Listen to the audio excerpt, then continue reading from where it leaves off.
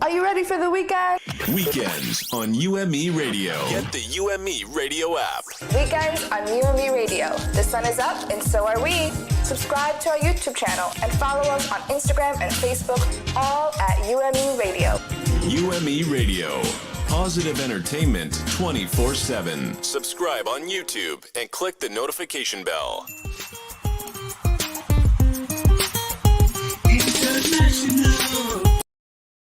Under Section 107 of the Copyright Act 1976, allowance is made for fair use for purposes such as criticism, comment, news reporting, teaching, scholarship, and research. Fair use is a use permitted by copyright statute that might otherwise be infringing. The views and opinions expressed in this video and on UME Radio YouTube channel are those of the host and or the guests and do not necessarily reflect the opinion of UME Radio YouTube channel.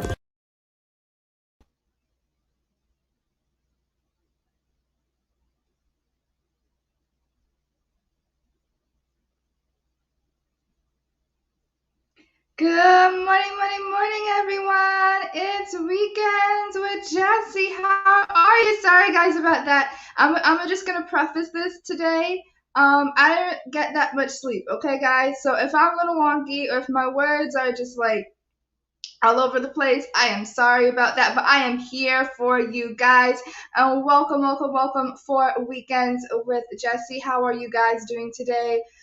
This is where we share stories, engage in conversations, and gain insight into issues affecting our communities in New York, the Caribbean, and Africa. We're looking forward to a great show today. And we want to say a big thank you to all of our partners, subscribers, supporters, listeners, viewers from all around the world. Thank you guys so much. Ooh, sorry guys. So, I want to say that this is your weekly roundup, transformative content, intriguing stories to inspire you. We will introduce you to thought leaders, movers and shakers, and people with powerful stories. Let me tell you, they really are. And this season promises to be even better than before. We have a new, talented, smart, experienced, and purpose-driven panel of hosts that will amplify positive voices and bring you useful information to motivate and move you. Guys, remember, you guys aren't new here. Remember to subscribe, like, share, comment, click that notification bell so you know when we go live and when we upload a new video. Now, thank you guys for coming in. Now, in case you missed any of our episodes, get the UME Radio app at app.umeradio.com to listen or watch this or any other episodes. You can also listen to UME Radio on all major digital platforms. This includes Apple App Store, Google Play Store, iTunes, iHeartRadio, TuneIn, Google, Podbean, TuneU, Spotify, Stitcher, Player FM, Listen Notes, Carib Vision TV, and at UME Radio on Connected TV. Welcome again to Weekends. I'm Jessie. Let's get to our Daily Bread devotional, and when we come back, I will fill you in on what's coming up on our show today. Lord, we thank you for today, and we thank you for this moment in time.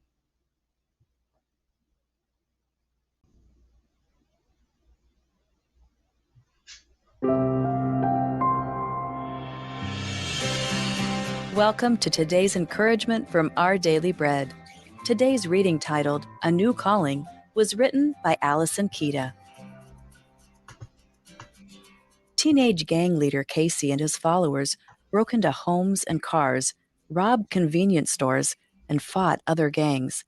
Eventually, Casey was arrested and sentenced. In prison, he became a shot caller, someone who handed out homemade knives during riots. Sometime later, he was placed in solitary confinement. While daydreaming in his cell, Casey experienced a movie of sorts replaying the key events of his life, and of Jesus being led to and nailed to the cross and telling him, "I'm doing this for you." Casey fell to the floor weeping and confessed his sins. Later, he shared his experience with a chaplain who explained more about Jesus and gave him a Bible. "That was the start of my journey of faith," Casey said. Eventually, he was released into the mainline prison population, where he was mistreated for his faith. But he felt at peace because he had found a new calling. telling other inmates about Jesus. In his letter to Timothy, the Apostle Paul talks about the power of Christ to change lives. God calls us from lives of wrongdoing to follow and serve Jesus. When we receive him by faith, we desire to be a living witness of Christ's love. The Holy Spirit enables us to do so, even when suffering, in our quest to share the good news. Like Casey, let's live out our new calling.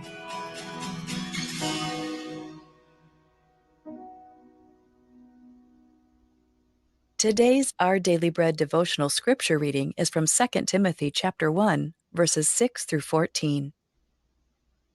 For this reason, I remind you to fan into flame the gift of God, which is in you through the laying on of my hands.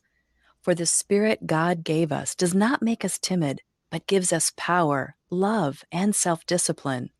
So do not be ashamed of the testimony about our Lord or of me, his prisoner. Rather, join with me in suffering for the gospel by the power of God. He has saved us and called us to a holy life, not because of anything we have done, but because of his own purpose and grace. This grace was given us in Christ Jesus before the beginning of time, but it has now been revealed through the appearing of our Savior, Christ Jesus, who has destroyed death and has brought life and immortality to light through the gospel. And of this gospel, I was appointed a herald and an apostle and a teacher. That is why I am suffering as I am. Yet this is no cause for shame, because I know whom I have believed, and am convinced that he is able to guard what I have entrusted to him until that day. What you heard from me, keep as the pattern of sound teaching with faith and love in Christ Jesus. Guard the good deposit that was entrusted to you. Guard it with the help of the Holy Spirit who lives in us. Let's pray. Dear God, thank you for offering us a new calling through your Son, and thank you for giving us the Spirit to live inside us, to guide and empower us to serve you. It's in Jesus' name we pray. Amen. Thank you for listening. I'm Rochelle Traub, and today's encouragement was provided by Our Daily Bread Ministries. All right, guys, wasn't that wonderful? So let me get to it. Let me tell you what's coming up on today's show. So today we'll be looking at what's happening on the front page of the New York Times, Canon News, and top stories in Africa, followed by Get Fit with former NFL pro and fitness coach Diondre Borel, live from Tennessee, Entertainment Now, sponsored by everyentertainer.com, Voice of Truth with self-awareness coach Hope Uronsi, live from Nigeria, Wealth Mindset with Marsha Gay Miles, digital wealth creator and lifestyle engineer, live from Jamaica. And last but not least, we have Travel Boss with Keith, businessman and musician, live from New York. So now it's time for the news headlines, thanks to NewYorkTimes.com, CanonNews.com, and AfricaNews.com. All right, guys, so here we have pulled up on the front page here. Bear with me because I need to make my screen a little bit bigger. And just want to let producers know if you could help me scroll, that will be great because my computer's wants to act up today. So, New York Times front page, we have sheriff's move against Cuomo, surprise DA still questions if case will be prosecuted. Meeting Macron, Biden endeavors to rebuild ties, calls Trump deal clumsy. President also says he got Pope's nod as a good Catholic. And as we scroll down here, and right, yeah, the front picture is of Biden and I believe of President Macron. And as we keep going down the screen, can you guys see that? Producers, can you help me out here? Let me see scrolling because my computer's a little bit laggy today.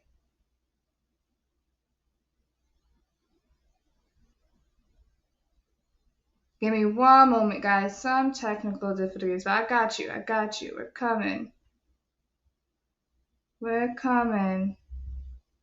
Give me one moment. There we go.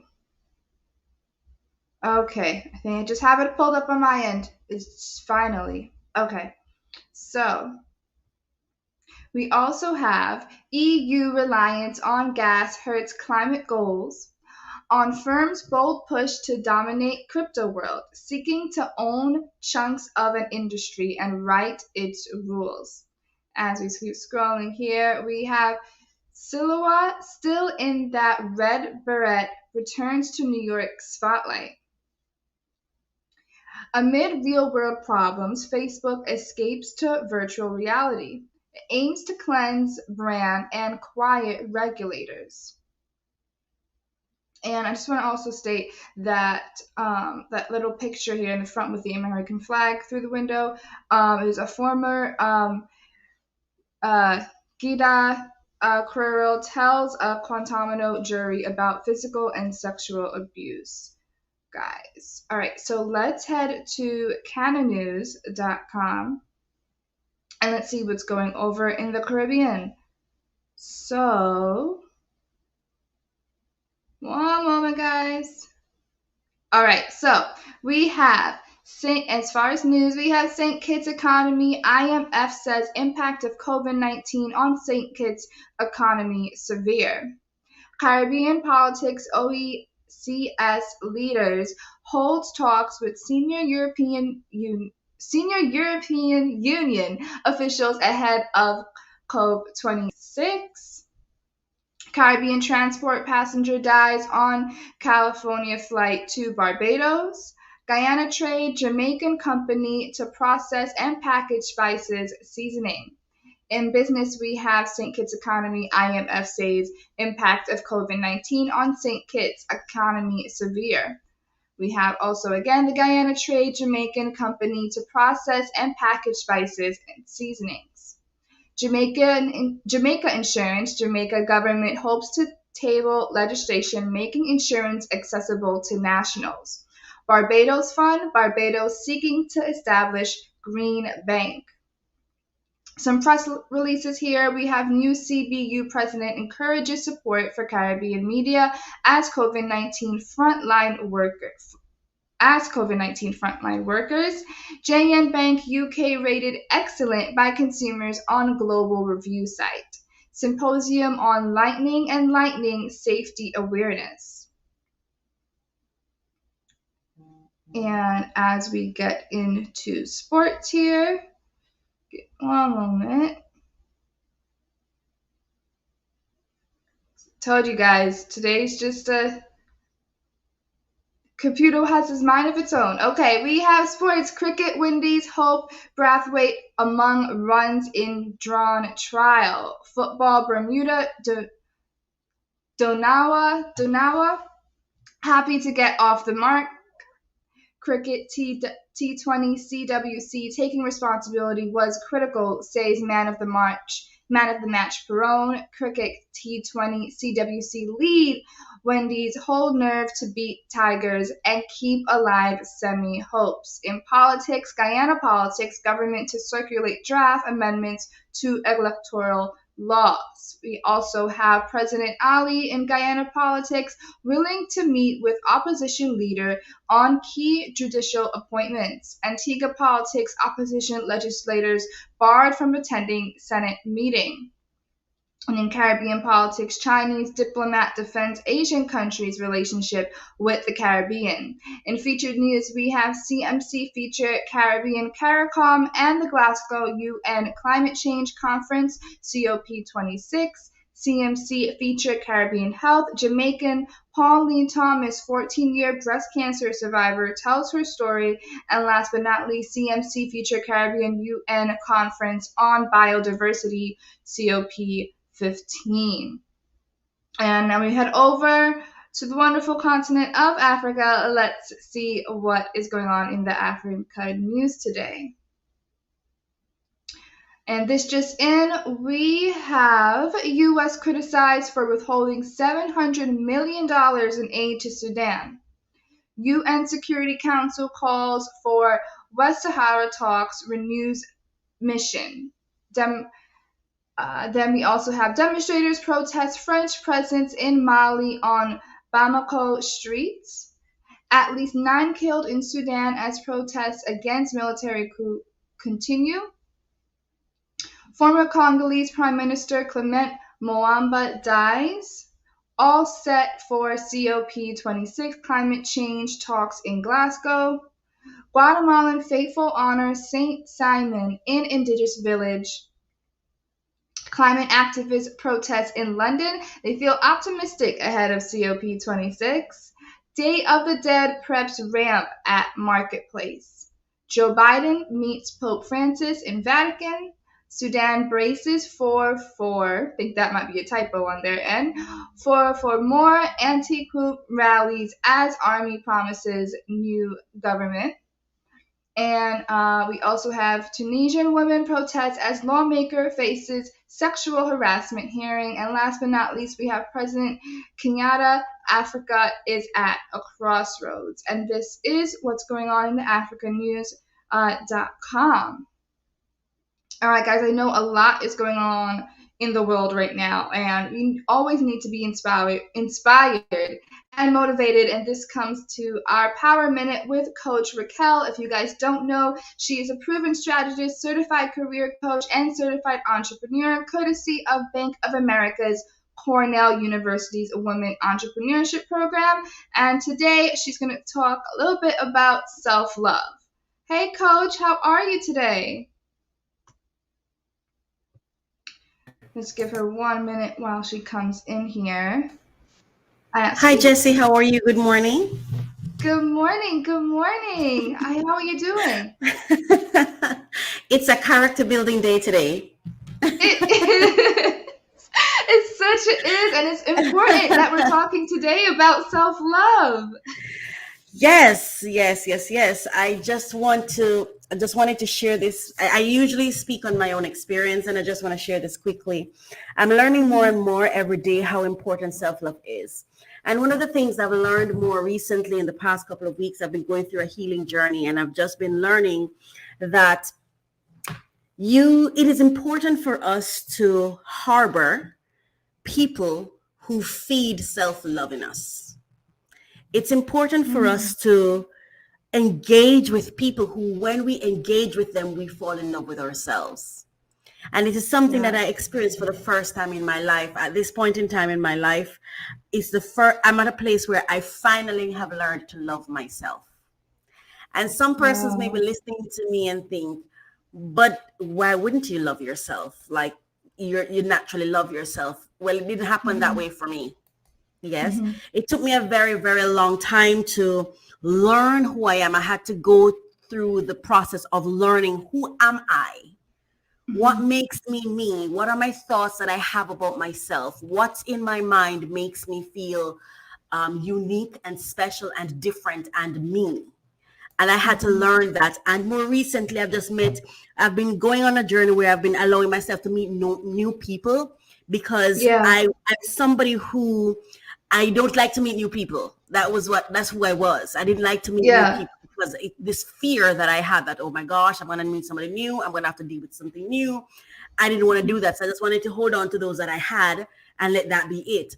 But then I realized that I needed to meet new people. And as I met some new people, I found myself one day I was engaging with someone and I felt like an eagle. I felt like I was flying. They weren't complimenting me. They weren't talking about me. The conversation was just so honest and open and transparent and in harmony with who I am that it was so new for me. And I felt like I was flying. Wow. So my message this morning is love is patient. And this is coming from 1 Corinthians 13:4-7. Love is patient. Love is kind. It does not envy. It does not boast. It is not proud. It does not dishonor others. It is not self-seeking. It is not easily angered. It keeps no record of wrongs. Love does not delight in evil, but rejoices with truth. It always protects, always trusts, always hopes, and always perseveres. Love yourself. This message I want you to use and apply, not just in loving other people, but in loving yourself. Be patient with yourself. Be kind with yourself. Know who you are. Take the time to learn who you are. I now get up in the mornings, Jesse, and I say, hey, Raquel, good morning. How are you? Because usually I do that with other people. I don't necessarily do that with myself. I'm not calling my own name. So I don't even know this. I didn't even know the sound of my own name because I don't get up every time and say, hey, Raquel, can you do this for me? Hey, Raquel, can you? No, but I do that Right. now. I'm like, hey, Raquel's in the room. Yeah. Hi, I know you're in the room, my darling, and I love you. So I want to encourage you today. Love yourself. And that's my power minute for today. That Thank you so is much for having me on. beautiful. That is beautiful. I know hopefully Thank later you. in the show we could dive even deeper in it. But thank you so much for Yes, we'll coming be filling in on our for Hope show today today. and talking about self-love some more. Sorry, go ahead. Yes, yes, yes. But yeah, for our viewers to know, for Voice of Truth, we're going to dive in a little bit deeper with self love with Coach Raquel today. Our host, Hope, was unable to go today. I'll tell you guys that when we get a little bit further. But thank you so much, Coach, for coming on. I absolutely love that. And I think self love is so important. And, you know, let us know in the comments down below what are your thoughts on self love. Where you guys are tuning in from, because we love to have people tuning in from all around the world. And guys, remember, we need you guys to like, share, comment, subscribe, and click that notification bell so you can get notified when we go live, upload a new video on YouTube. I absolutely love you guys. And with that being said, let's head over to our spotlight for today.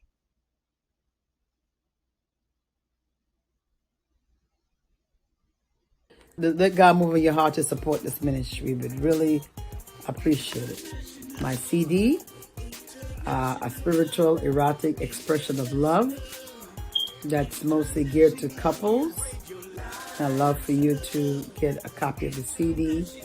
You go to my website at WAMU Ministries, wamu.org/resources, WAMOE.org. Okay, /resources.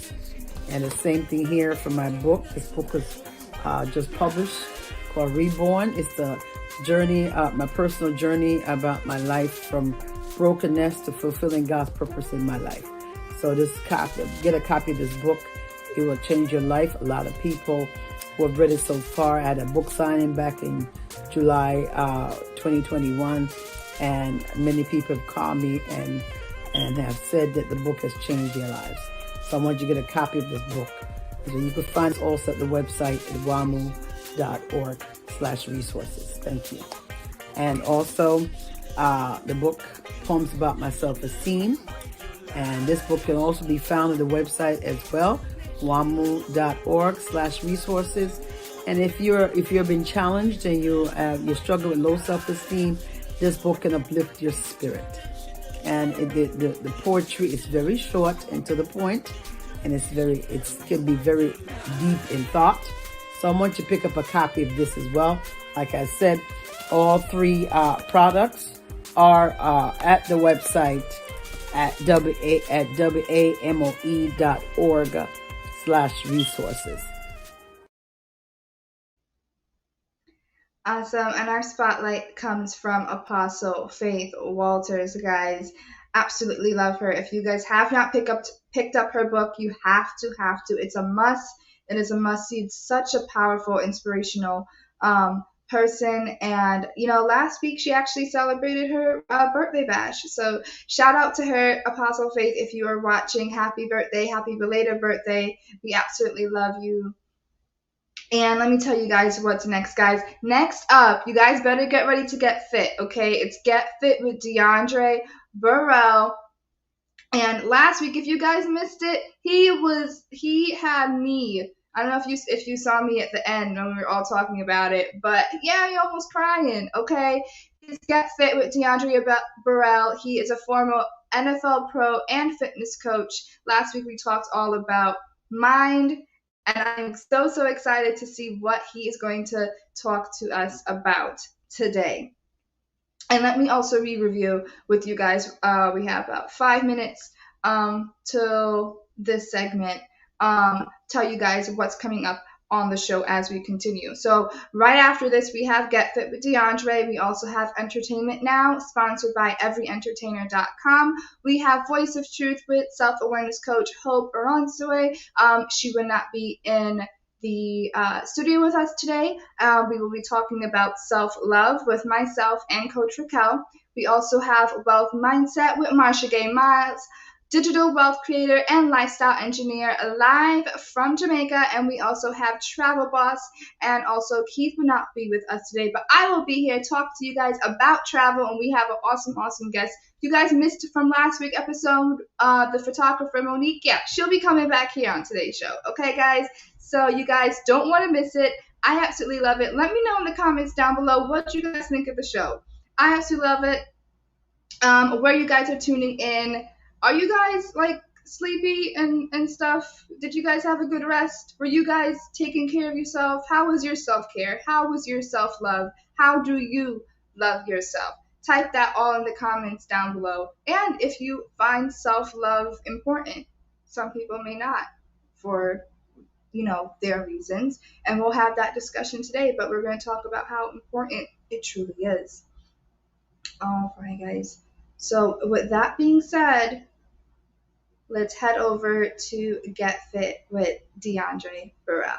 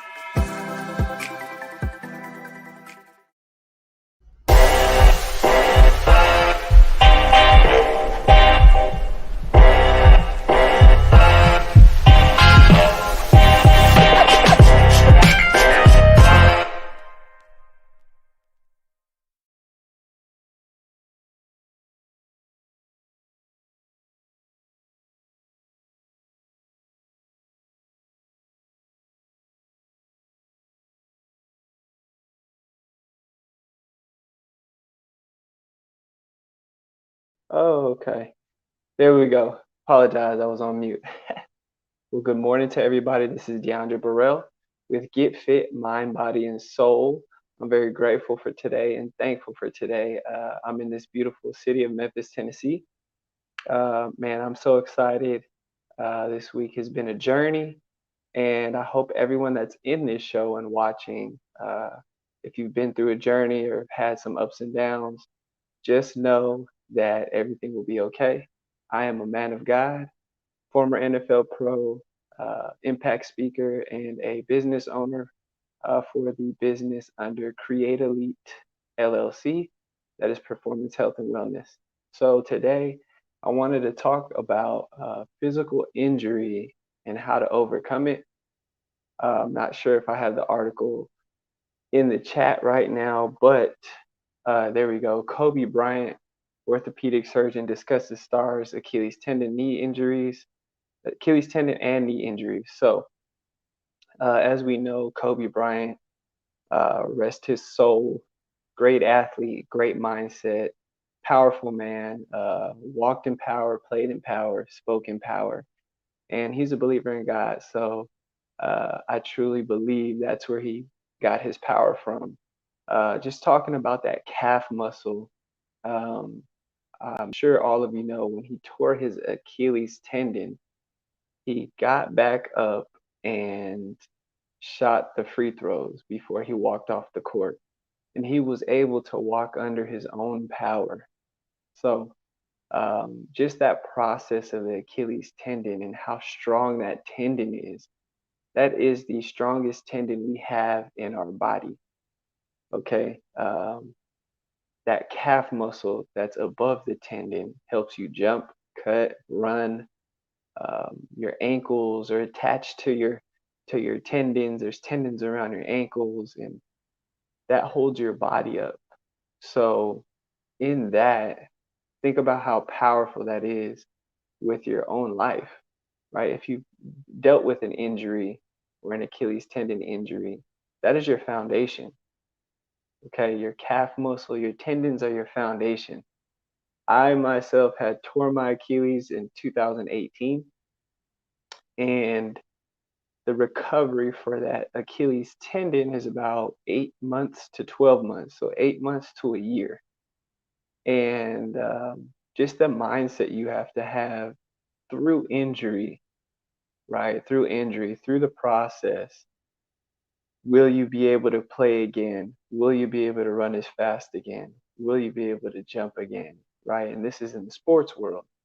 Okay, maybe not, maybe those that aren't playing sports or in sports go through those things.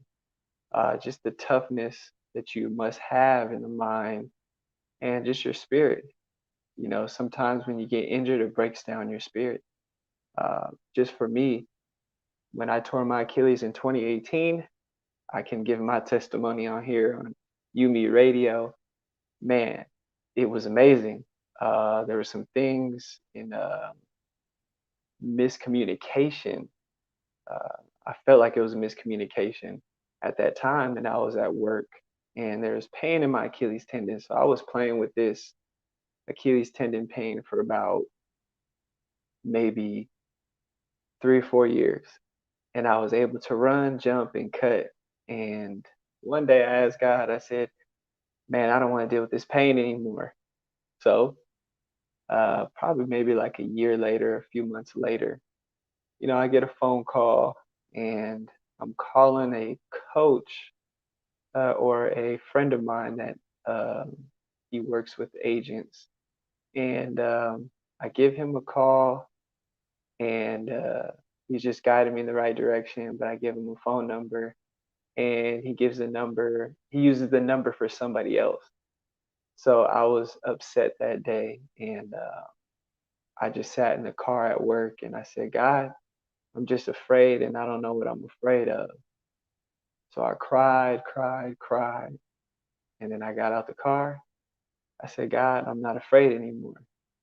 So 2 weeks later, I did a tryout for the Saskatchewan Rough Riders. I knew that I was going to make, well, not make, but I knew I was going to go into camp. If I finished the tryout, I was going to go into camp. So I was running fast as I've ever ran before, jumped as high as I ever jumped before. I was throwing the football, playing quarterback, and running routes. And it wasn't hurting that day. My Achilles tendon wasn't hurting that day. And, you know, I took off, I ran, I heard the pop, I was laying on the ground. I was like, wow, it didn't hurt. But in my mind, I was like, well, why is this happening? I'm like, man, I was going to be able to go into training camp with this team. So I drove home, had to drive home, thank God. It wasn't my driving foot. I drove home about 45 minutes, went to the doctor, got the crutches. And 2 weeks later, I ended up having surgery. So it was a torn Achilles tendon. And the recovery was great. It was big. I had a piece of bone in my tendon. So all along, I've been running, jumping, and cutting, and I had a piece of bone in my tendon. So it was probably like the size of a dime or maybe a little bit bigger. So, of course, you know, they say that the injury is tough to come back from, right? You may not be able to run as fast, jump as high, cut as good. You may not be able to perform as well. So after that recovery, I just knew when they took the bone out, I was like, well, if I was able to play with the bone in there and they take it out and it recovers the way it needs to, I'll be able to do everything a lot better than what I was doing before. So then a year goes by, in 2019, I decide that I'm going to go play quarterback again instead of wide receiver. So I do some more CFL tryouts again. One of my former teammates, we had a conversation. His name is Robert Turbin. I definitely will get him in the show for you guys. He's a former Super Bowl champion, played with the Seattle Seahawks, the Colts, the Browns, and the Cowboys. So we'll get him in here. But he was like, Diondre, why don't you play quarterback again? And I thought to myself, wow, I should play quarterback again. He's like, you're a facilitator. I'm thinking in my head, okay, cool. So I do the tryouts for 4 weeks straight. And then how this happened was a former teammate of mine from high school played in Finland. There was a former teammate of his that was playing in Finland, called an agent that was in LA. The agent calls me and says they're looking for a quarterback. So then I was like, okay, when do I go out there? And I ended up going out there in May.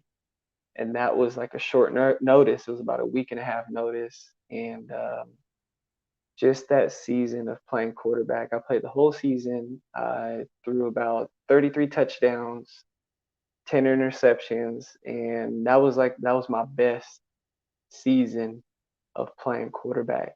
Better than college. It was better than me playing wide receiver. It was just my best season. I was stronger. I was faster. I was understanding my teammates. I was learning my teammates. I was calling my own plays. It was just an amazing feeling to be able to uh, come back from that injury um, and not worry about it. I think the first play I had, I ran to my left and cut off my left foot. So I was a little bit nervous. I didn't think I was, but until I made that cut, I was perfectly fine. During the rehab and the physical therapy, I was playing a lot of basketball, probably about month 8, just to test it. And, it felt pretty good. It felt stronger. I felt more agile. I felt like I had more balance.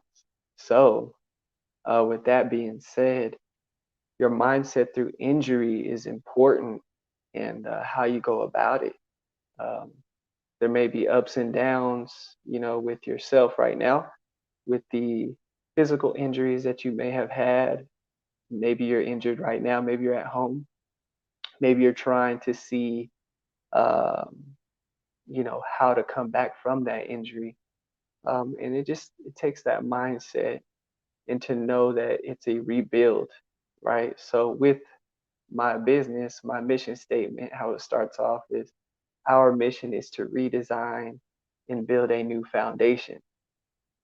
So anytime you have a physical injury, you can always build a new foundation. You can always redesign it and build a new foundation. So with your body, you can do that physically. With your mind, you can do that. With your spirit, you can do that. You can always go back and do it again. You can always change, right? You can always learn. So just understanding that with yourself is very key. And it was something that I went through, something that uh, was tough for me. The injury, it was like, wow, I can't do much. I have to sit down. I must sit down. And I didn't want to sit down, but I did go to the gym a lot. And I still worked out with the cast. They told me not to work out. I still worked out with the cast. I still lifted weights. I did what I could to work around it until that cast came off. And then, it was a wrap from there. I just had fun with it, and I was able to play quarterback and do the things that I love to do.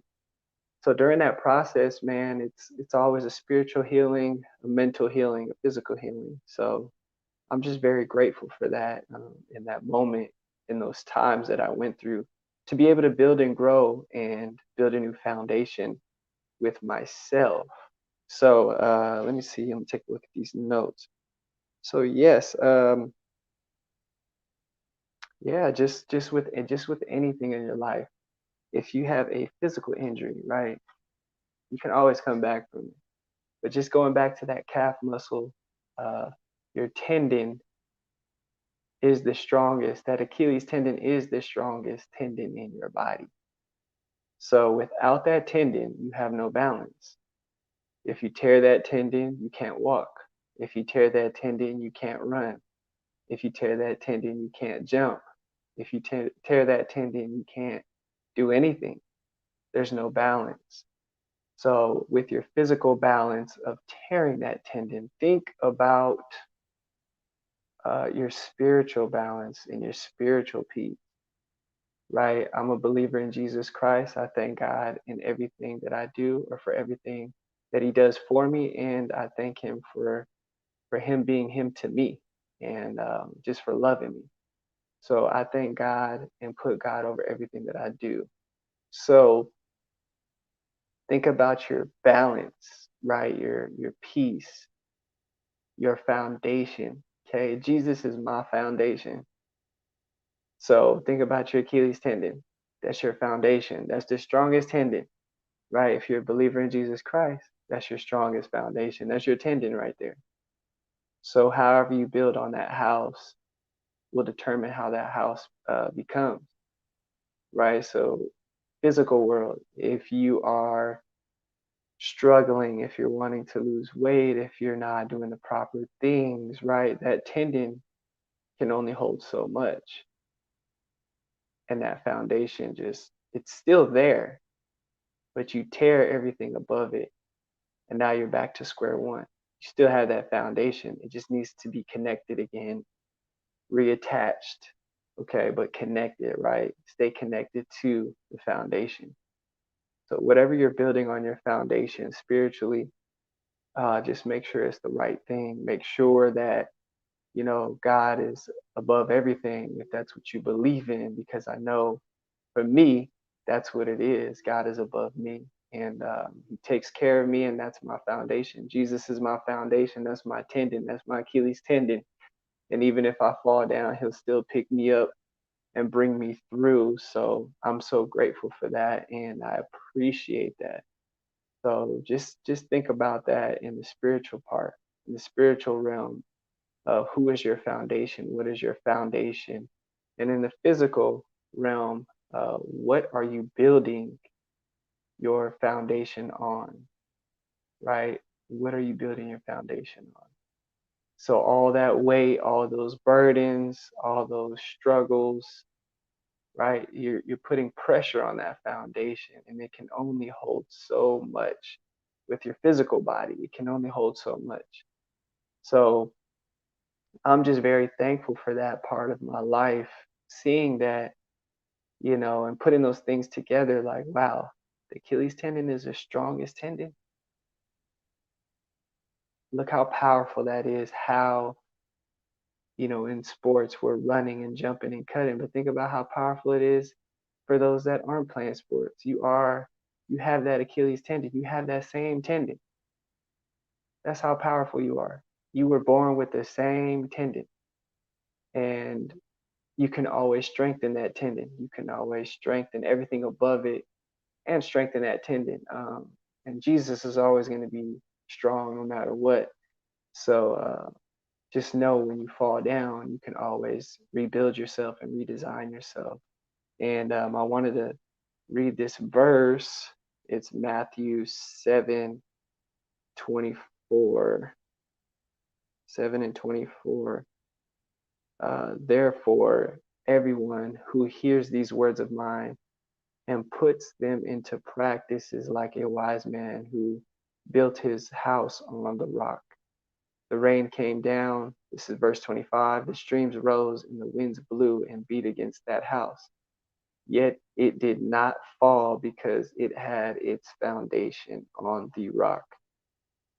So, camera just fell. So, just in that, apologize for that. So, just in that, Jesus is the rock, right? Your tendon is that rock. So it's so strong, it's so powerful, but you must build on it.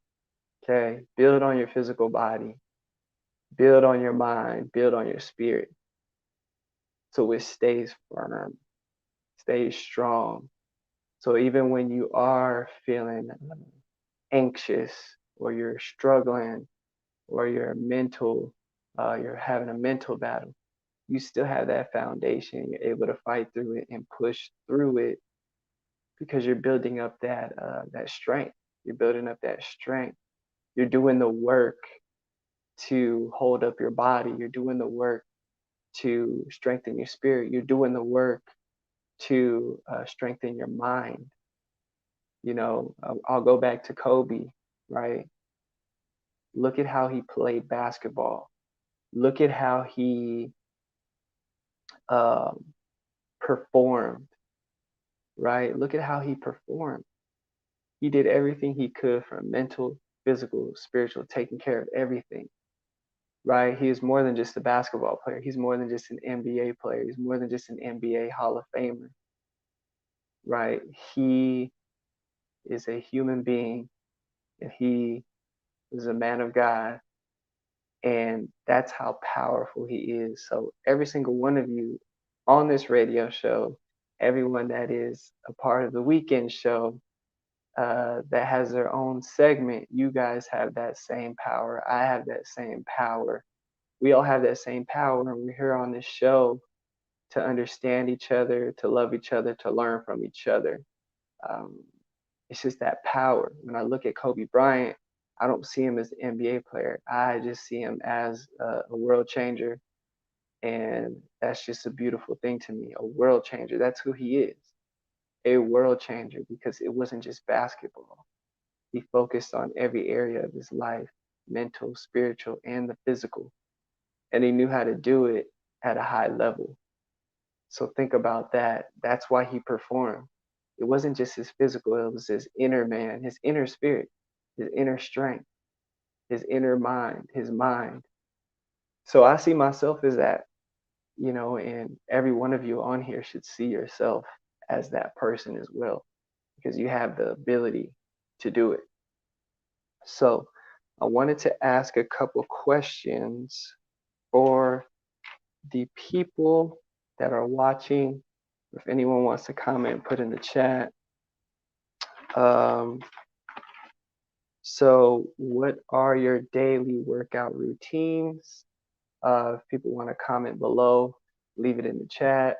What are your daily workout routines? I know for me, daily routine or daily workout routine, I always wake up, I pray, I read at least a verse from the Bible. I'll probably pray again, and then I get ready to go. And I do like to work out outside. So if anything, I'll go outside first. I'll run, jog, sprint, go outside, and then I'll go into the gym and do total body, which is upper body, lower body, or some days I'll go upper body, some days I'll go lower body. Some days I'll just stretch. Some days I'll just do some endurance work and flush out my soreness, lactic acid. So lactic acid is just a buildup, that soreness that you get. So sometimes I'll do some light jogging and some stretching just to get away, take away that soreness. So those are my daily routines when it comes to working out, as well as physical injury that anyone has had. Has anybody had a physical injury? UMERADIO, the weekend show, you could drop it in the chat as well or comment. Any of you that's had a physical injury and what that felt like and how it affected your mind and your physical body and your spirit. Just for me, of course, I just spoke about the Achilles tendon injury, and pray, journal, workout, alternate lower upper body, focusing on weight gain and strength. All right, Jesse, I know I said I was going to contact you, but I know after today I'm going to contact you and make sure we get this going. How did I get so confident? Man, I just feel like when I was a kid, when I was about 10 years old, I just always knew I could play sports. I always knew that I could play professionally. It was something that I seen and I ran with it, and I was just like, I believe it. And it didn't matter what anybody said to me. It didn't matter what a teacher said. It didn't matter what a kid said. It didn't matter what a random adult said. I just kept believing for playing at that high level. And I really just believe it came from God. Like he gave me the confidence and gave me the faith at a young age. And I probably didn't realize it or recognize it. But just staying obedient and disciplined um, was always my thing. So just in that, just staying disciplined and obedient, that's all God wants us to be so he can give us what we want. He'll give us our needs before our wants, but he'll still give you what you want. So just remember, uh, God will give you what you need first, and he'll give you what you want. That's the God that I serve. So I like your mindset. Look at someone who feels defeated due to overcoming failure mindset, no matter how things look. Look at someone. Okay. I mean, just take a look. So whenever you're feeling defeated and you want to overcome a failure mindset, no matter how things look, just take a look back and reflect on the things that you have came through, that you've broken through, that you had a testimony about, right? In order to succeed, you must fail. You think about weight training, you know, you max reps, you fail, right? You can only do so many reps, but that strengthens you and it helps you learn on what you need to do next or how to do it better so you can be stronger in the weight room. So if you take that with your mindset, just because you fail, it's a learning lesson. And just take a look back at all the things that you've been through and give yourself some grace. I think that's the main thing, giving yourself grace for the things that you failed at, right? Grace is the main thing. So always show yourself some grace, no matter what failure it is in sport. If you didn't feel like you had a good game, if you feel like you didn't have a great day, just remember grace is the key thing when you fail. So that wraps up the show for this morning. Don't forget to like, share, and subscribe so you can click the notification bell and receive the notification for YouTube Live. I'm thankful for everybody on this show. I'm thankful for UMERADIO. Thankful for the weekend show. I'm grateful to be alive. I thank God. Thank you, Jesus, for today. I hope everyone has a blessed morning and a blessed day and a blessed weekend. Be safe during this Halloween and trust yourself, right? Trust yourself to overcome these obstacles because you have that strength. You have that foundation, right? You have that foundation. Keep training your mind, keep training your body and your spirit so you can be strong in all areas, strengthen every area so you lack nothing. Believe in yourself, love yourself for who you are, and trust yourself and know that you can do it. That wraps up the show for Get Fit Mind, Body, and Soul. I thank you, and I will see you next weekend at 7:30 Eastern, or sorry, 8:30 Eastern Time, 7:30 Central Time. So thank you and have a blessed day. The name of my book is Reborn.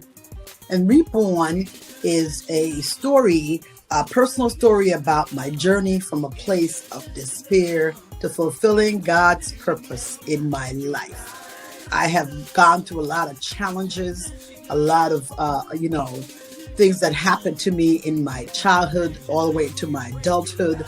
And the Lord impressed on my heart to write my story, to share with others, because, one thing about me, I'm transparent.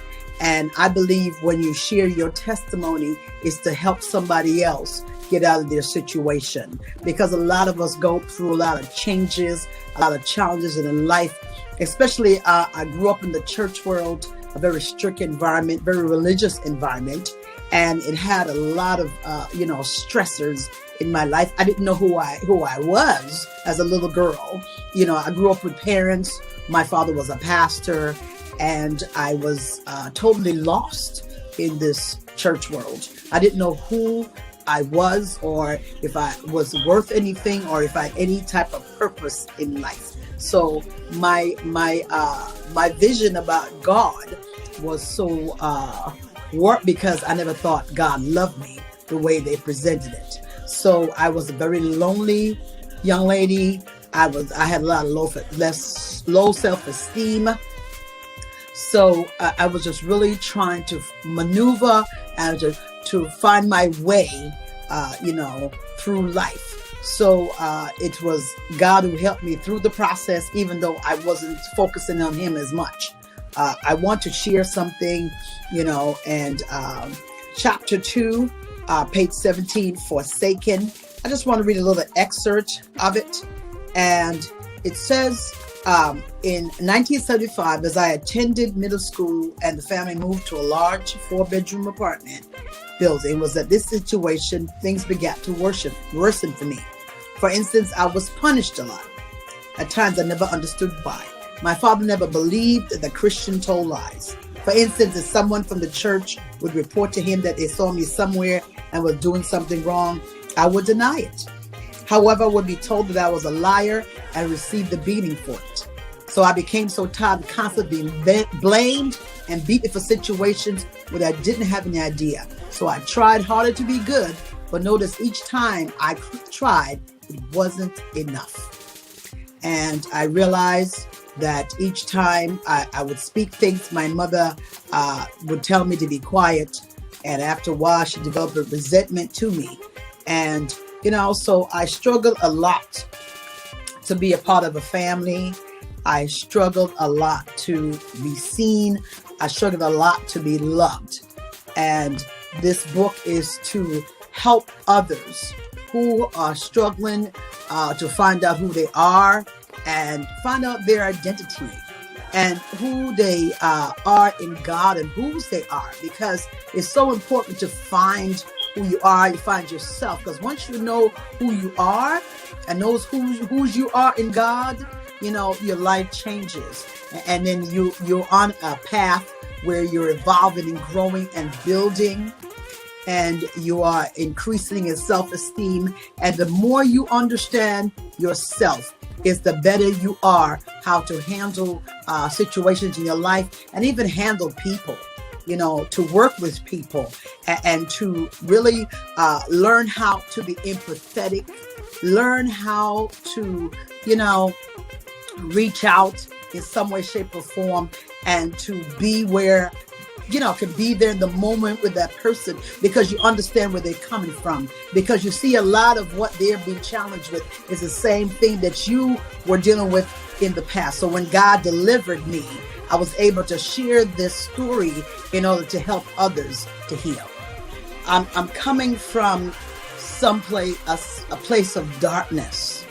A new me came forth, and I'm like, God, this is a powerful title, because it sends a message, that when God rejuvenates your life, it's like you're into a new person. You're very different, it's like you're starting over again from scratch, it's like, wow, it's a new day, a new dawn, so this title was so fitting for, my journey and where I came from.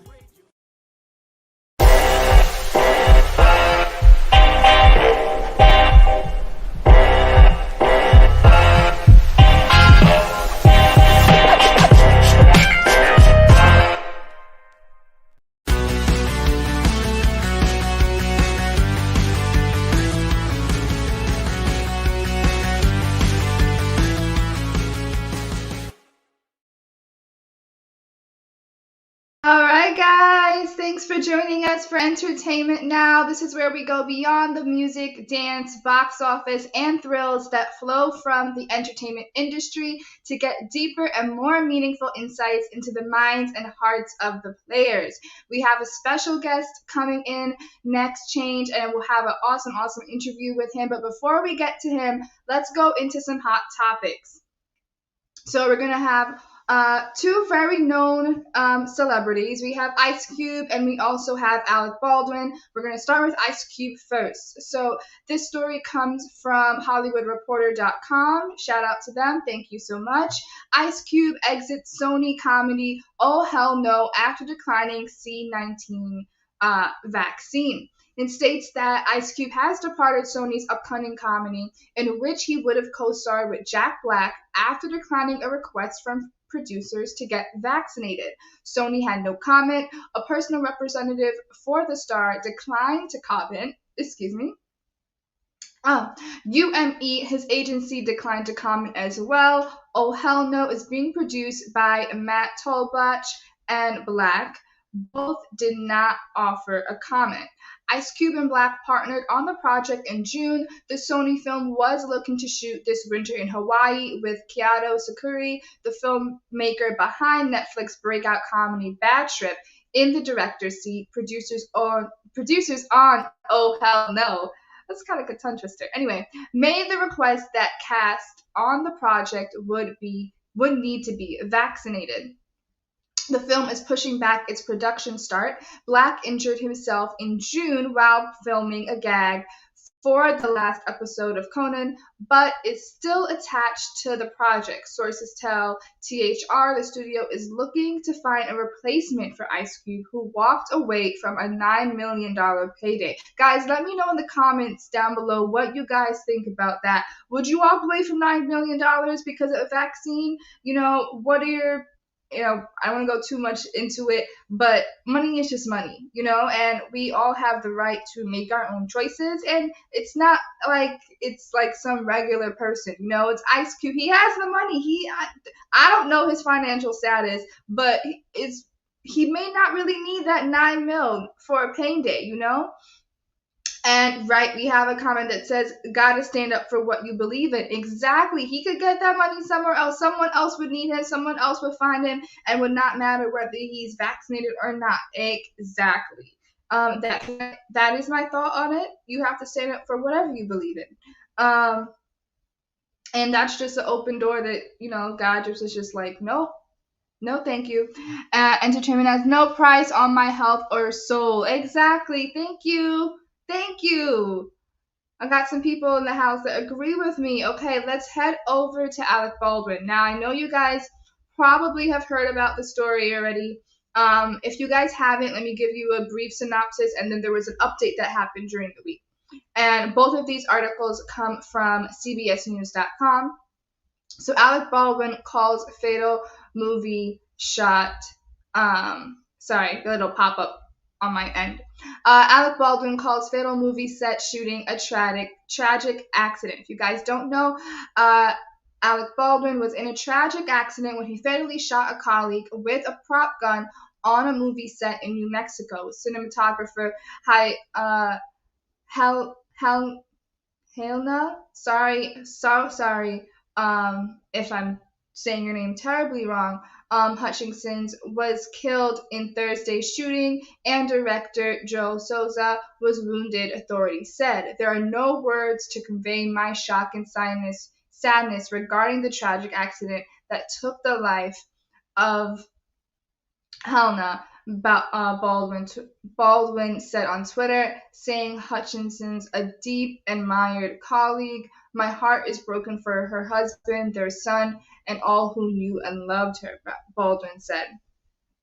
Baldwin said he was in touch with Hutchinson's husband and was offering his support to the family. Matthew Hutchins told CBS News that Baldwin has been in touch and is being very supportive.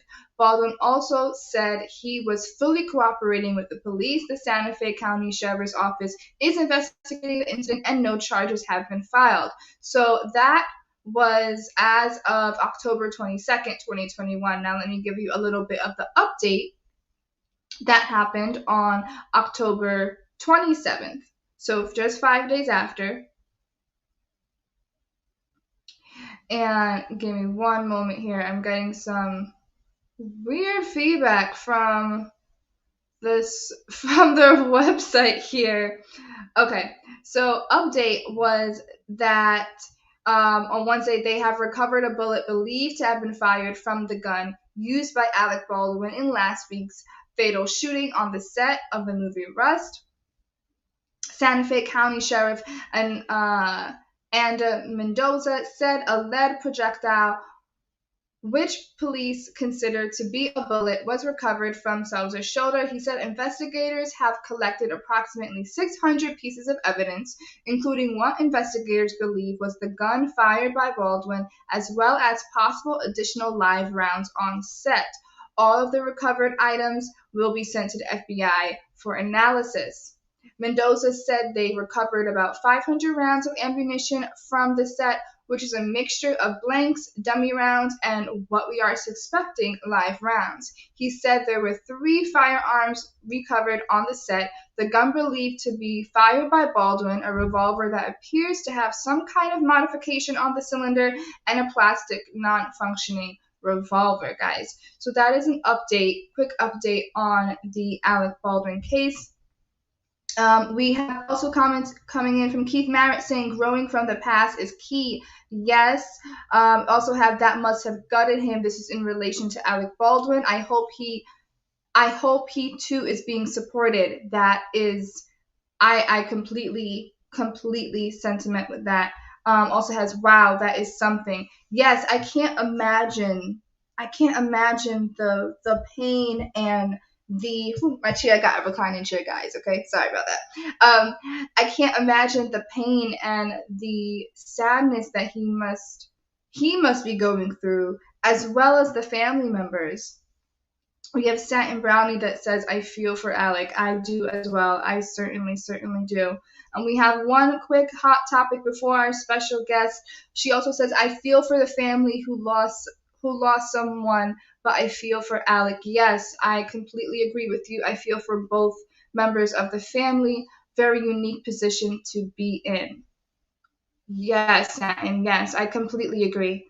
Okay, one last quick hot topic before our awesome guest. We have Jamaican pastor accused of killing ritual dies in police car crash on way to be formally charged. And this is coming from blackenterprise.com. We have a pastor in Jamaica who was embroiled in a controversial suspected ritual killing where some individuals were believed to be human sacrifices has died in a police car crash. The Jamaica Observer reported that Kevin O. Smith, pastor for the Pathways International Kingdom Restoration Ministries, died while being transported by the police along the Bogwalk. Jamaicans in the house, let me say if I'm saying it right. Bogwalk bypass in St. Catherine. A police also died, while 2 other cops were critically injured in the collision that took place at about 9:30 a.m. on Monday. Smith was being taken to the police station to be formally charged in connection to suspected ritual killings. Head of Jamaica Satin came in. What she saying? She said, "Woo, that pastor news though. What does it say about the state of churches? Were the police speeding? And if so, why?" Yes, that is a very, very good question. It said that from Stephanie Lindsay, who was superintendent of police, said that 2 of the suspects in the double murder investigation in St. James were being transported to Kingston in 2 cars escorted by police officers. One of the vehicles transporting the subjects realized that the other car had overturned after hearing a crashing sound. We are not sure what exactly transpired. What we know is that from the vehicle that was overturned, there were 4 people that were seriously injured and 2 of them succumbed to their injuries, she said. Satin also says, I feel like there is more of the story that is untold. I feel like there is more of the story that is untold than is told with that pastor, in my opinion. Yes, Satin, yes, I completely agree. The story is kind of fresh. I feel like other updates may come along as the week continues. But yeah, it could be a little sus. It could be a little sus because we all know, especially in the Caribbean communities, if you guys know that, pastors' religion, they're kind of held a certain type of way. Certain things could be sus, So, in my opinion, I don't know if you guys agree. But yeah, we'll see how this story, develops if any more information comes out.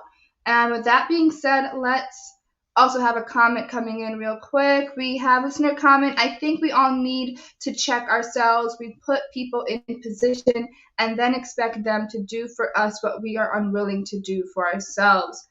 Very, very powerful. Very, very true. I agree. I completely agree. And that rounds up our hot topics for today. And we have an awesome, awesome guest, Next Change, that's in studio with us. Hi, how are you? Good morning. Hi, pleasant morning to you. I'm doing great, and I'm giving God thanks. How are you doing?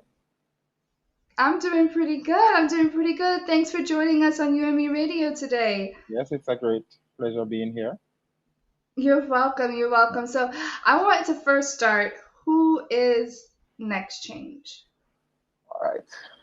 Who is Next Change? All right. Mm-hmm. Let me go way back. My Okay. current name is Oral Reed. I born and grew in Jamaica. Um, I'm currently living in Kingston now. Who is Next Change? Next Change is a gospel recording artist. Um, a Christian, got saved from the age of 13, still holding the faith. Mm-hmm. Have ups and downs, but I never let go of God. You know, so next change is the person who want to make the next change. You know, everyone is out there In making, music. yes. In music. Yes, so I'm the next person who want to make a change, just the same. Um, Try to keep positive, try to pour positiveness in people's spirit, because negativity is quick to gravitate to. So I try my best to, when I hear people talk negative, I just try my best to pour positiveness in their spirit. So as a Christian, I have a lot of work to do because a lot of people looked up to me, and that as a Christian you carry a heavy burden, right? Yep. you know, Yep. I know it. yeah, Yep. people, they're looking to see you fail. So every day you get up, you have to say, Father God, this is a new day. Give me the strength and the courage to go through. You know, um, Mm-hmm. a lot of things throw at you, but you have to stay positive in every situation because sometimes we are human. We are human Right. people. We're not perfect. And Yeah, they expect Christians to be like Jesus and perfect. So I was like, yeah, where in the Bible says that? I'm yeah. I'm not sure. And then sometimes one simple mistake, you're judged Mm-hmm. by so many. So um next change, just try his best to be the next person who want to make a change, and try my best to pour positiveness in people life and let them know that God is in control of their life, and if they give their life to him, he can be a big change for them in their life. That is beautiful. And we have Satin Browning with a comment saying, I know, Yeah. right? Yes, I completely agree. So take us through your musical process. My musical process starts in 1999. I never forgot that.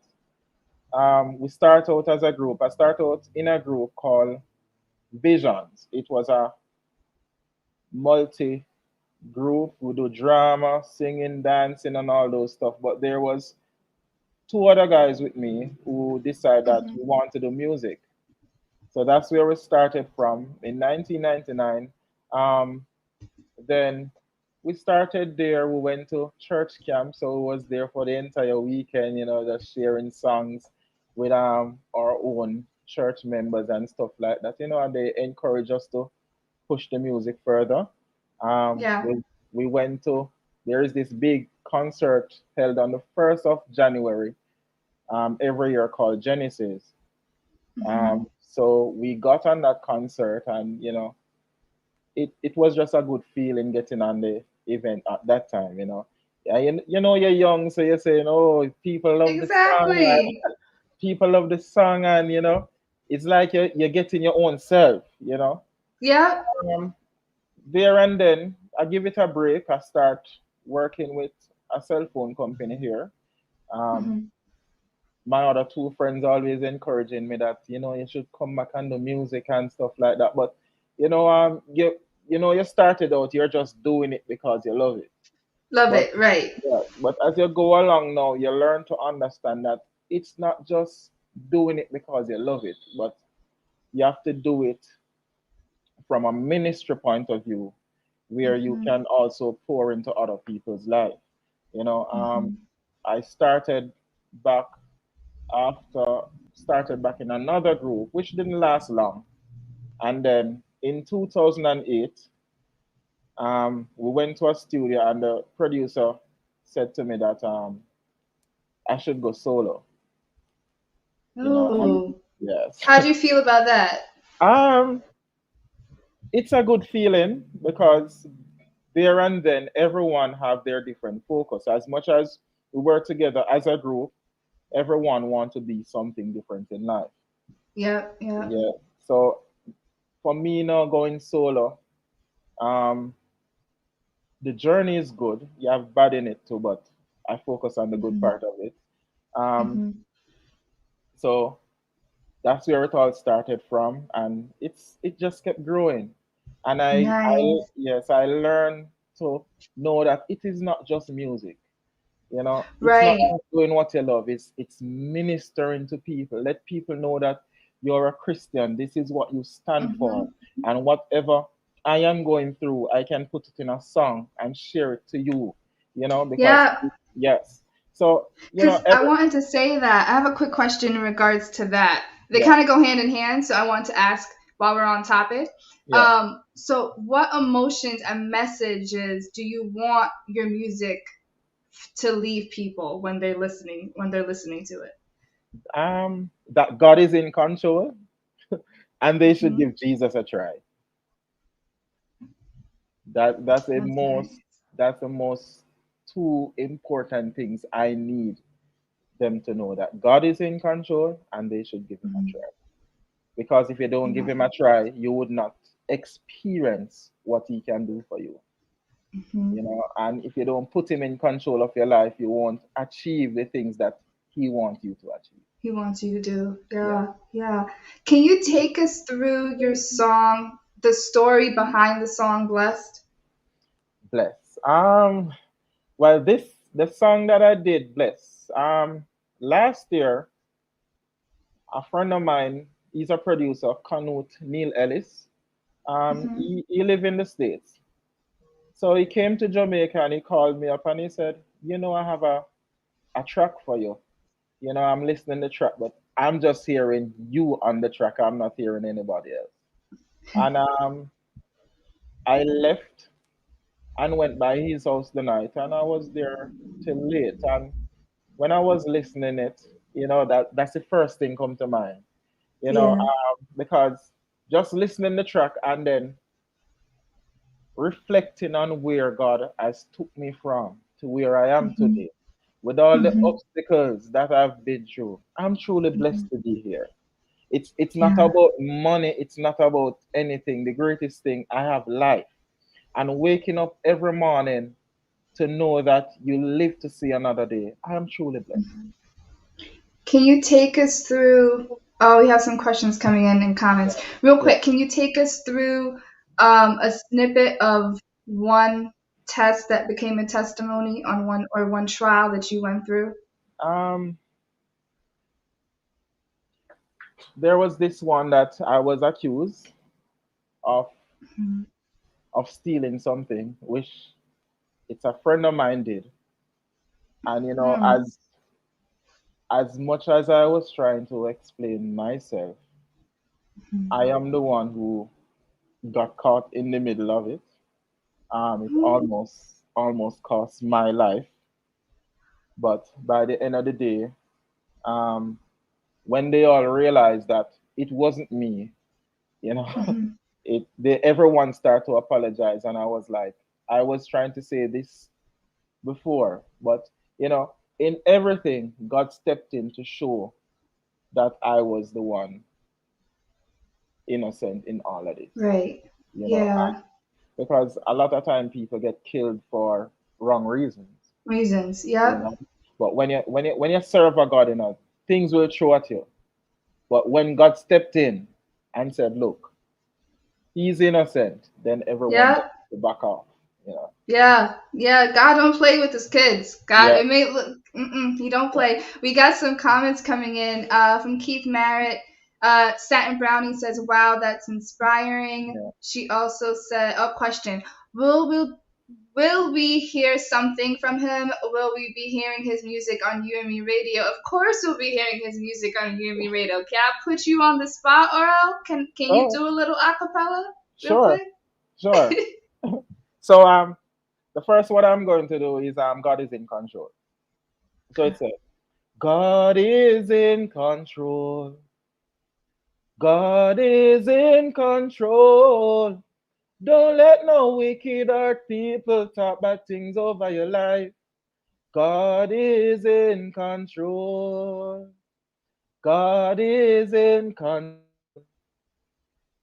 God is in control. Don't let no wicked or people talk bad things over your life. God is in control. And this is the chorus for the other Yes. one.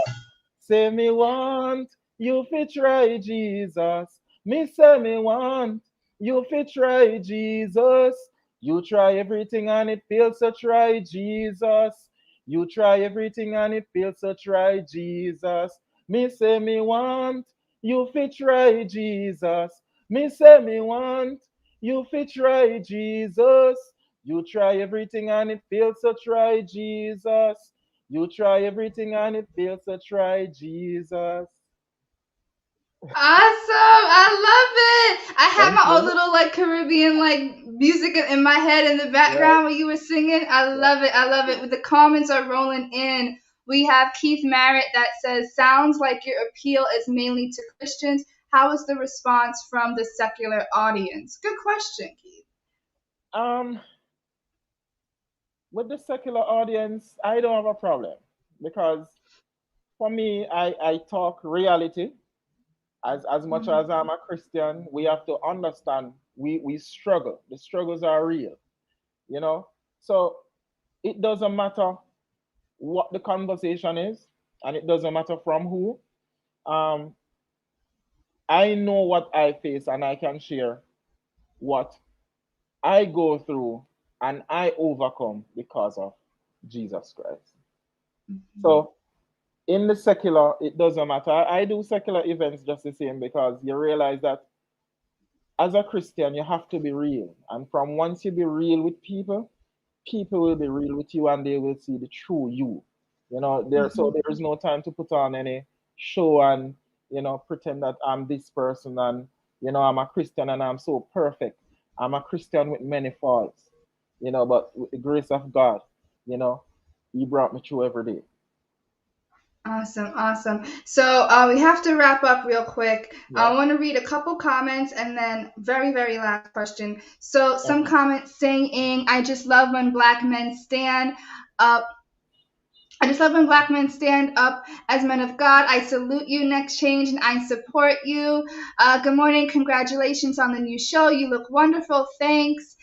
Yes, God is always in control. Amen. You go ahead, young man, with those unique sounds. It will change a generation. It definitely, definitely will. And with that being said, how can we support you? How can our viewers, listeners get connected with you, support you?" All right. I'm on YouTube. My songs are on iTunes and all the musical platform. You just type in Next Change Music and you'll definitely find me.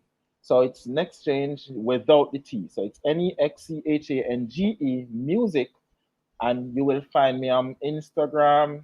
I'm on all the social media platform that you can think of. This T-shirt that I have on, God is in control. It's one of my brand. Yeah, it's one of my brand. My clothing line. I have a whole lot more, but um on from once you find me on Instagram, then you send me a message there and then we can talk from there and move forward. Okay, we're getting Yeah, the producers asking one more time. Could you show your shirt real quick? sure.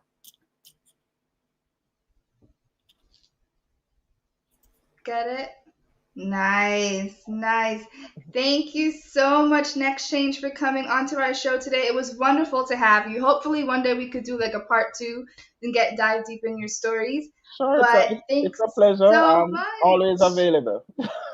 Awesome, awesome. I hope you have a great day. You too, and God bless you. God bless you too. All right, that was an awesome, awesome segment with Next Change. I absolutely love him. Remember, guys, to like, comment, share, subscribe, click that notification bell so you can be notified when we go live and upload a new video. And, type your comments in. We always, always love to read it. And with that being said, we are going to go into our spotlight. This is from everyentertainer.com. Helping to make dreams become a reality. That is her mission.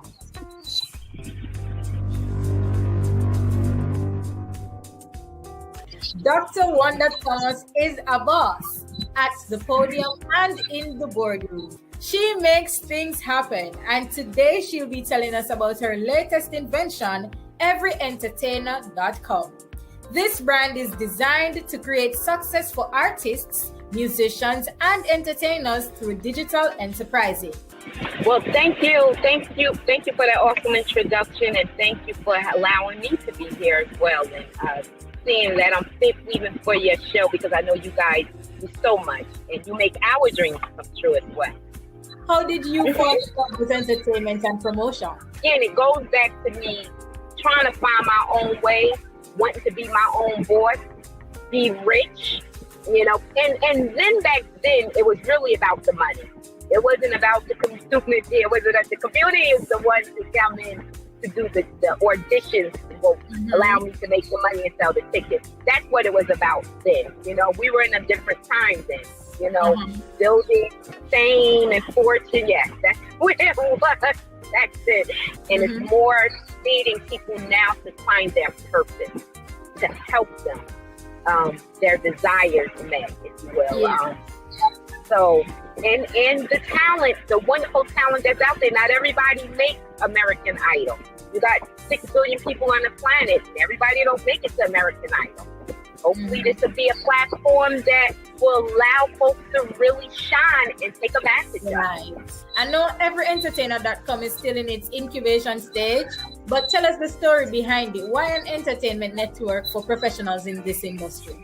This is the main thing I used to always get from entertainers. I would ask them a series of questions. I have a list of questions that I ask, and I would ask them, how many fans do you have? And they're like, well, I got 5,000, 10,000 people on Facebook, but are those your fans? Yeah, I got 10. I said, okay. How many will actually buy a ticket if you were to do a show? About 10. Well, there go your fans. I get that question all the time. I never get 100. Never. I never even get 50. I get about 10. And those 10 may be a good couple of friends and a family. So we already know we got a lot of work, because now we got to start branding. It's going to showcase them. It's going to spotlight them.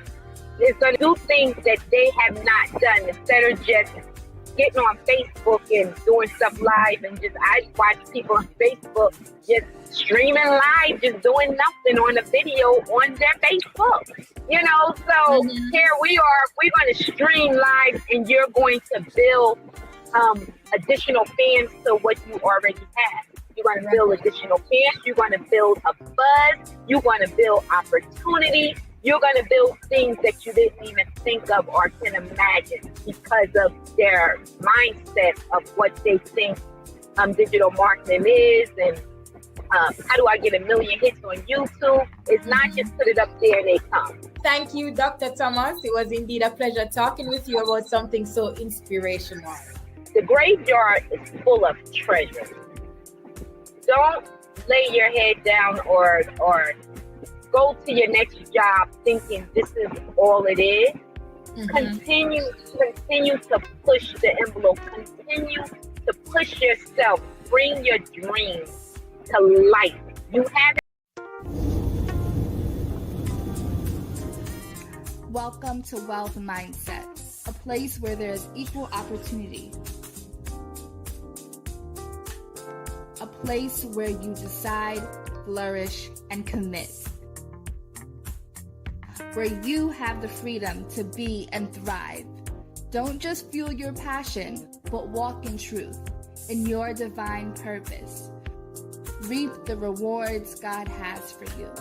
Join us while we take a look inside the purpose mindset, where we look at business sense, money matters, coins and currency, and checks and balances. We talk about growing your network, net worth, and net income for your family and the community. Let's empower Black families and support UMERadio.com. Don't also forget UDMIBrands.com and FamilyAllTheWay.com.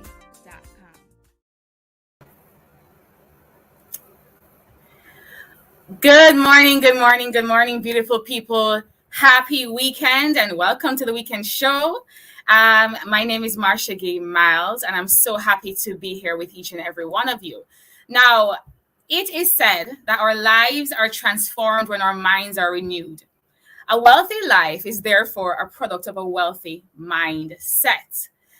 The Wealth Mindset is a show that seeks to renew the mind with proven plans and principles and philosophies that will establish the right paradigms, the right ways of thinking for prosperity in all areas of our lives.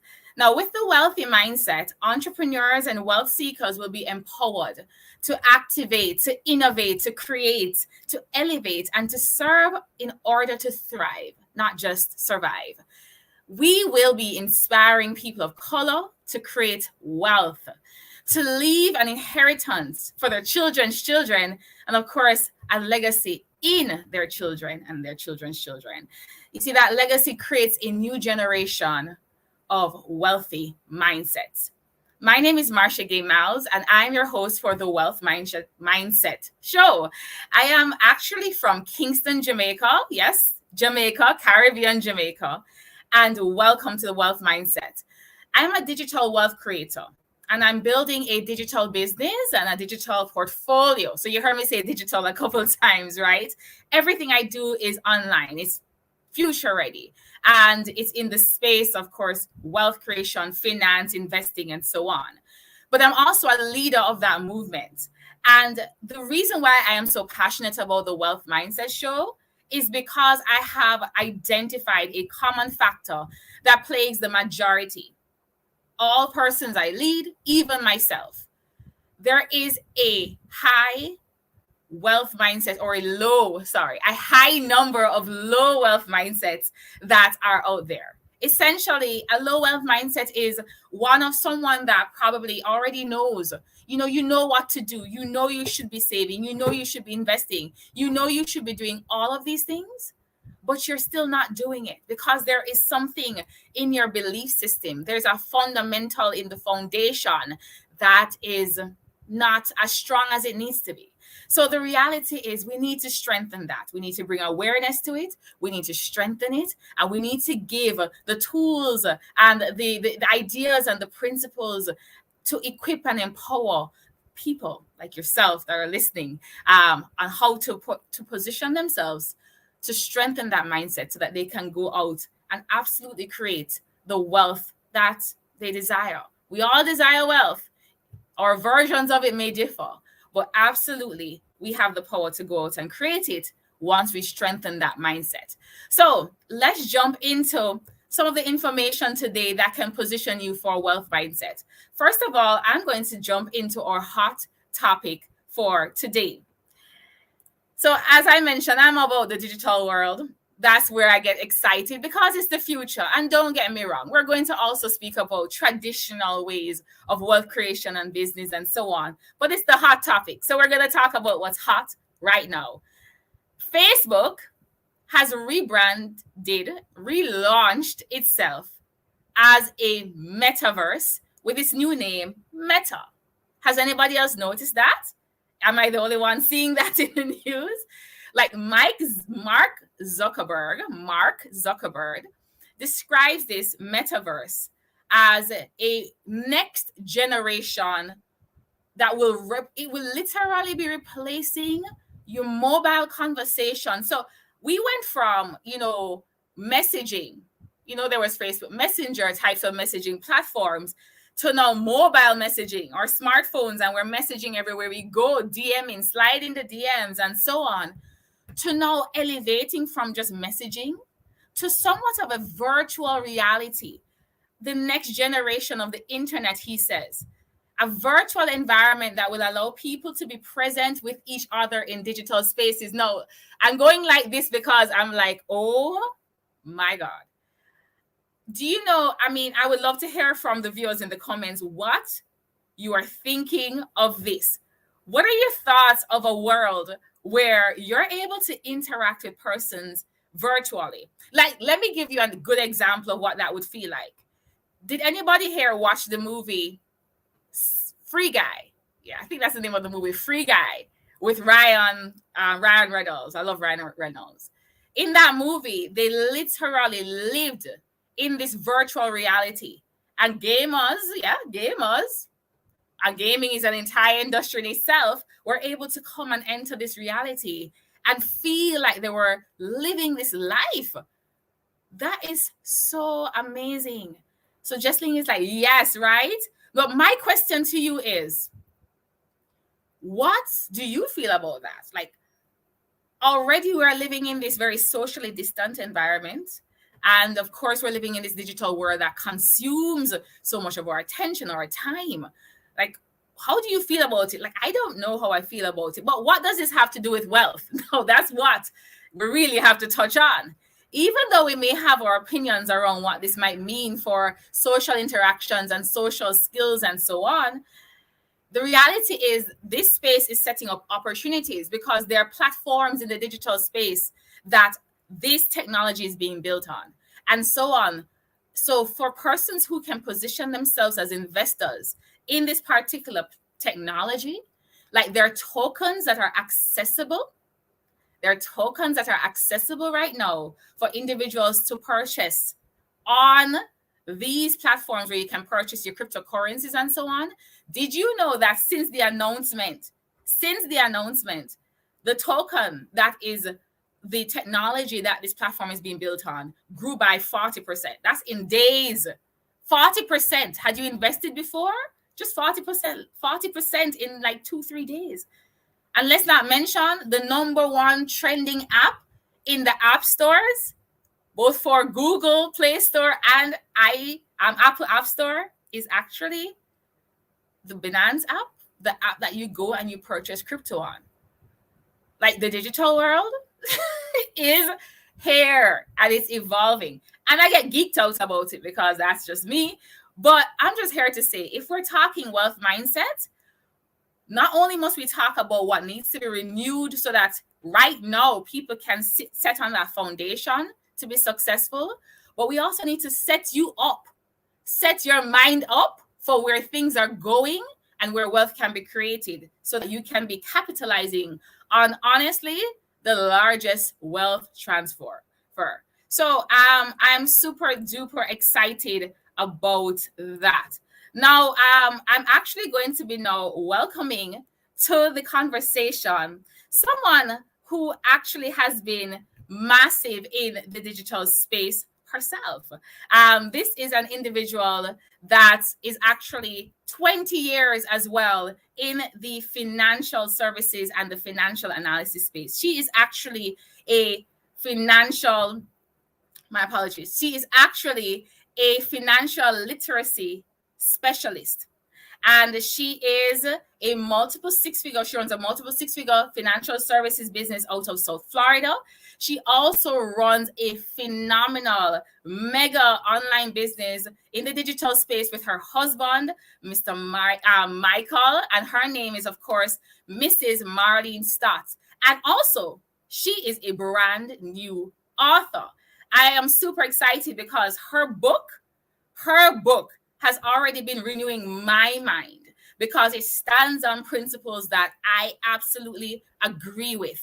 And Mrs. Marlene Stott is the author of the book, When Money Fails. Just listen to the title, When Money Fails. I believe that book is a book for the times because we do live in a season where money has failed, opportunities of earning money has failed because of what's going on. How can we now prepare ourselves to navigate this environment? So without further ado, I bring to the platform and invite the beautiful, the wonderful Mrs. Marlene Stotts to the conversation. And I'm so grateful to have her here. I call her Auntie Marlene, so I'm going to say Auntie Marlene. You're looking so beautiful, Auntie Marlene. Thanks for being here with us on the Wealth Mindset Show. Okay, let's just make sure her audio is on. Just double check that. No. Not yet, but I'm sure we'll be hearing you very soon.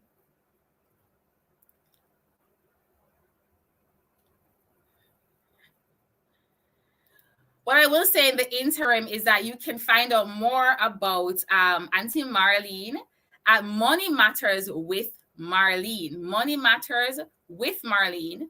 That's where she can absolutely be found, and all of her services, all that she's doing, all that she offers, and of course the lives that she's been transforming, renewing minds all over. I'm super excited to hear from her. Also, I'm super excited to hear from her because she is Caribbean based. Yeah, she is a native right here from the Caribbean. She's born in the beautiful Twin Islands of Trinidad and Tobago, and of course migrated to North America, where she went to university, where she went on to pursue her higher education. And that's when she also went on to acquire her qualifications to the highest level in the financial space. And of course, she's super qualified. So Money Matters with Marlene, that's where you can find her, moneymatterswithmarlene.com. And her book, When Money Fails, can absolutely be found on Amazon right now. As a matter of fact, can you hear me now? Yes, we're hearing you now. I'm excited. Awesome. I am so sorry. My husband had to come and help me. Of course, that is totally okay. So I am very excited to have you here, Auntie Marlene. It's my pleasure. And of course, I'm happy that the Trinidadian accent and the Jamaican accent can be on a global digital platform right now. So excited about that. So Auntie Marlene, I do have a few questions for you. Okay. And I'm going to jump right into it because I want, first of all, to hear from you. What do you consider in your own words, a wealth mindset? What's a wealth mindset? Well, to me, a wealth mindset is a set of beliefs, behaviors, and habits that guides a person to make decision in the 3M area, what I call the 3 M's of money. How you make it, how you manage it, and how you multiply it. So they are actually beliefs, behaviors, and habits. Now, let me clarify this. Not because somebody has an abundance of money mean that they have a wealth mentality. And not because someone has limited resources mean they have a poverty mentality. It is all dependent on your ability to manage. When we talk about the parable of the talent, the master gave each man according to his ability. But they will suppose their goal is he had expected to have them to increase his money. So the first law that govern wealth and abundance is the mental transformation. If your prosperity, to me, depends more on a product of your philosophy and your paradigm than on your territory where you were born. You could be wealthy in Jamaica or Trinidad and be broke in a country that appears so prosperous like America. So that's what I see is habits, beliefs, and behavior that guide the ability to make, manage, and multiply money. Back to you. Habits, beliefs, and behaviors that guide the ability to make, manage, and multiply money. I'm taking notes. Now, I need to understand something. I spoke about your education. I spoke about how much you have now advanced in, dominating and mastering the money, the wealth, the financial industry. But what was your upbringing like? Like, did it provide for you the mindset, the behaviors, the habits that you speak about, the beliefs that you speak about to then govern money? As I said that the quantity or the abundance of money doesn't equal a wealth mindset. I grew up in a household that was impoverished but not poor. My mother separated from my dad and raised 8 kids, and when we separated from my dad, she didn't have a job. So we had lack in the house. But what I saw modeled in the house were characteristics of a wealth mentality. My mother never lived above our means. We always had goals and dreams, always had goals and dreams. Whenever there was extra in the house, she always saved to invest. Our confessions were always, we used to sing a song, "Happy am I, I'm rich and happy." That's when we did not know where our next meal was coming from. So our mindset, our behavior, our confession, she always set goals and dreams, which forced me to set goals and dreams. So those are the characteristics of a wealth mentality. So even though my situation was that of lack, my mentality was transformed because of how my mother raised us and the principles we practice in the house. That's powerful. That's powerful. And, the next question I was going to ask you, really and truly, you've already answered it, because there's so many people that struggle with a wealth mentality. But what you have been saying, that these behaviors, there's these beliefs that develop, therefore, habits. And of course, the principles and the modeling of these certain habits, even in a household where you did not have the resources, allowed for you now to step into the wealth that you are now living in today. What happens is that a poverty mentality or a lack mentality doesn't happen overnight. But most time we expect to develop a wealth mentality overnight. It's like if you took 30 years to get into debt, Marsha, you cannot expect to get out of debt in 30 days.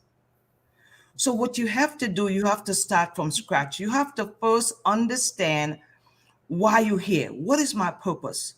What am I sending to this world to be impactful with? Who am I sent to? A man who understands his purpose and understand why God placed him on this earth will never accept a poverty mentality. So you start with a basic foundation. Why am I here? Who am I sent to? And when you know that, nobody could tell you that you should stay poor. So, but you have to start with goal setting. You have to start with a vision for your house. You have to start every day doing the things that leads to prosperity, the saving, the not spending more than what you have, the forgetting the Joneses syndrome and trying to live above your means. And these are the things that lead a man, but you have to do it consistently over and over. It's not overnight, but it is possible to develop. The word there is develop, because most people were not born with a wealth mentality. You see 2 kids in the same house. One kid practiced good money management and another kid blew everything, because one kid knew who he was and made a decision to walk in his purpose. Yeah.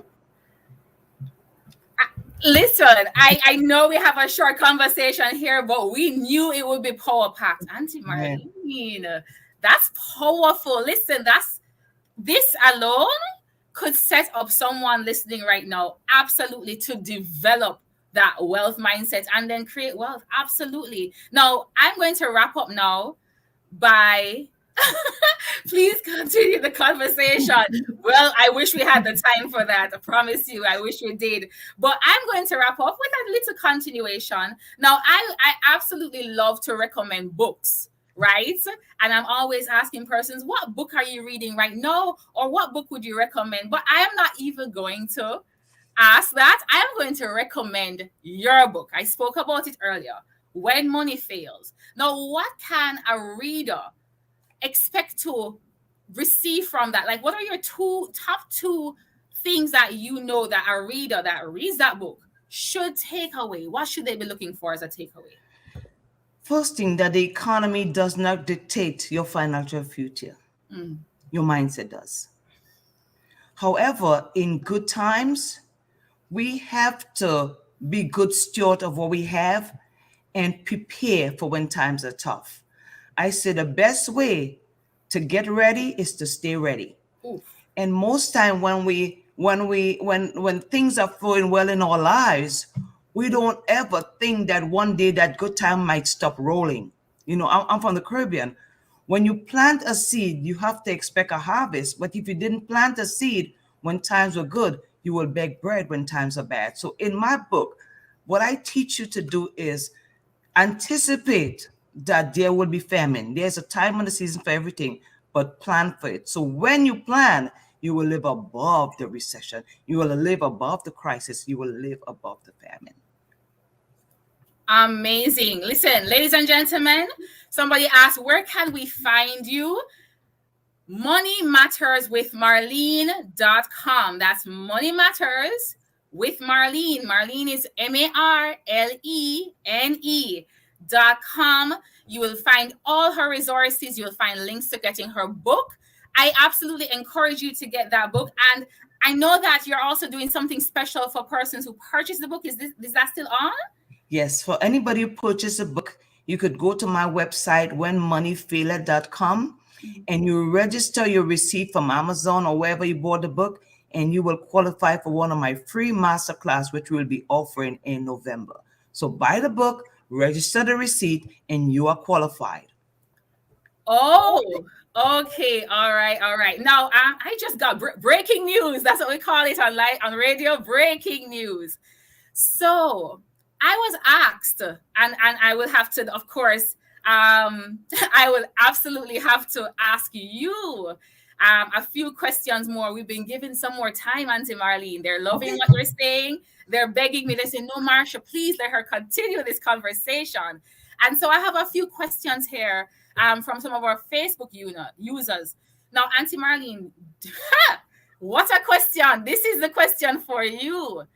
Do you believe that tithing is a part of this concept? Well, there are laws and principles that govern prosperity.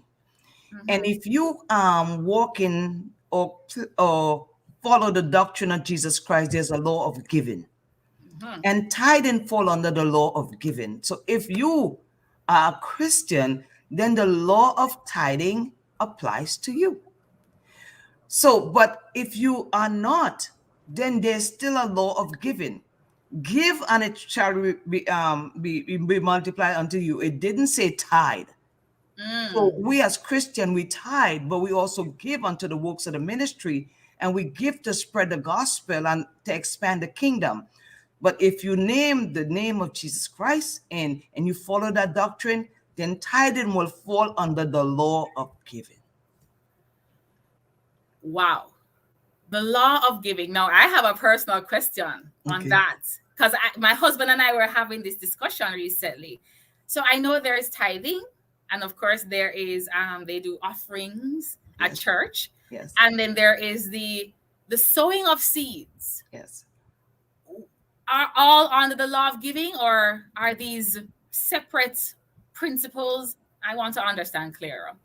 Let me tell you something. Jesus, when he healed 10 lepers, and one came back, Jesus asked, did I not heal 10 yesterday? Where is the other 9? The church too long has only focused on that 10, on that one. God cares about 100% of your money. So we cannot get bogged down with, well, are you a tither? No, if you tithe, but then you blow another 90, then you're not a good steward of your money anyway. So God wants us to be a good steward of 100% of the money he have entrusted us into our hand, and not be so focused, well, did I give tithe? Did I give offering? Did I give first fruit? Did I get a profit offering? Those are all things under the law. Our mindset should be, am I a good steward of 100% of the money that God put into my hand, so I can open the door for more, because money is looking for good managers, not just a good title. No, that's powerful. That's powerful. All right, I have another question. And you mentioned it earlier. You said behaviors, beliefs, beliefs first, because it starts in the foundation of beliefs, then behaviors, and then habits. Mm-hmm. And of course, you think, you feel, you do, and what you do repeatedly becomes the habit. Mm-hmm. Let's now dive into beliefs. You speak a lot of Christianity, of course, principle-based Jesus. So therefore, I would then assume and share with the audience here that your beliefs are on that foundation. What are some of the principles of that belief that has allowed for you to have that strong identity and confidence to know that you can create wealth? I believe the people who follow the doctrine of Jesus Christ have an advantage, because our advantage is in our faith. Mm-hmm. The faith that we understand that, and I'm not going to quote scriptures because I know you have a wide audience, that whatever I put my hand to prosper, that there is a unforeseen or unknowing power that guides me, that whatever I do, I cannot fail, that I'm like a tree planted by the rivers of water, and whatever I touch prospers. Right. And when you have that confidence, not in yourself, but in whose you are, and you know that what you put your hand to will never fail, you will walk in a level of prosperity that man cannot define. And that is the confidence we have. Is not in ourselves, is in who we are, whose we serve, and who we belong to. And that starts with our faith. And that to me is the advantage. When somebody tell me I have nothing, I say, no, you have faith. Because without faith, you can't do anything that will blow the mind of the world. It takes faith to do it. Wow. Without faith. Without That's all faith. we need. Without You know faith. what? I know that you have another engagement. You're a very busy woman. And I know that you have also allowed for us to ask a few extra questions that were unplanned. And I'm so grateful to you. Now, I want you to just share with us again, just repeat. There are a few persons that are logging on now. Where can we find you? What is the name of the book? Where can we get the book? How can we participate in your upcoming seminar? Just one last time, Auntie Marlene.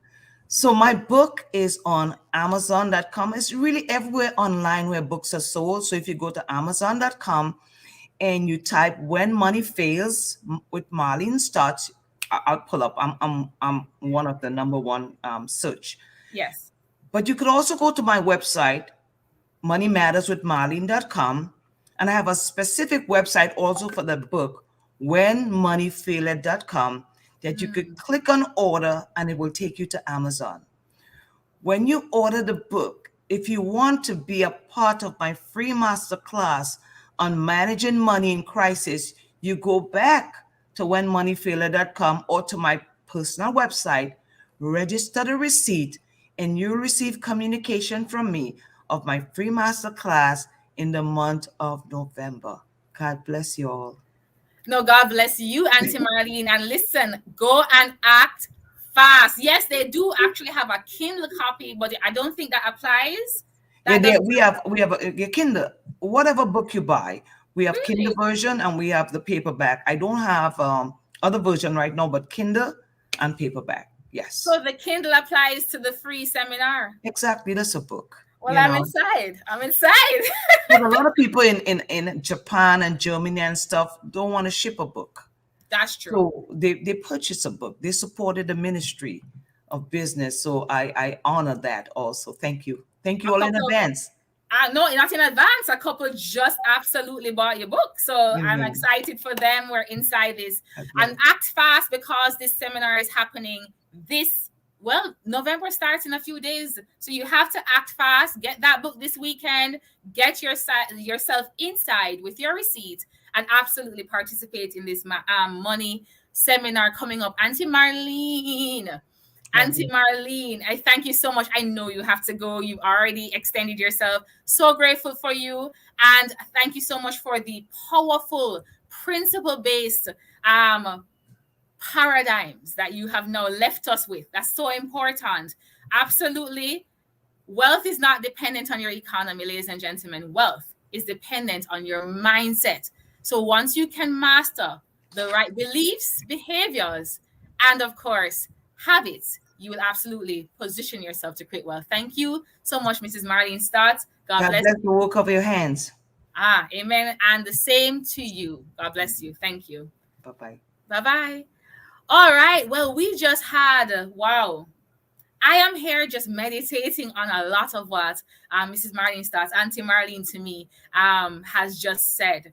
And I am actually going to be continuing this conversation with one of our hosts here. I am inviting Jessie to jump on and to join me here right now this morning. Jessie, I saw you asking a question, and I figure we can have that conversation. Exactly. Wow. There's a lot of questions that I wanted to talk about from for our viewers. Hey guys, if you guys are new to me, hey, I'm Jessie. So I want to talk about how important is it to let go of a low power mindset that has been in families for generations, and you happen to be that first person that I believe in Jesus, and you know, our viewers, whoever you believe in, but you happen to be that first person that the creation gave you and said, nope, different plan. And you gotta be that first one to be like, okay, I don't know how to do this, but we're gonna get started. Well, actually you do. Well, Auntie Marlene just said it. She said faith. She said that's all you really need to know, like who you are. So who you are is your identity. Auntie Marlene and I have a mutual friend that's, I'm sure he's going to be on the show soon, so I won't even call his name, but just remember me saying this. And one of the conversations we have a lot about identity, purpose, potential, and destiny.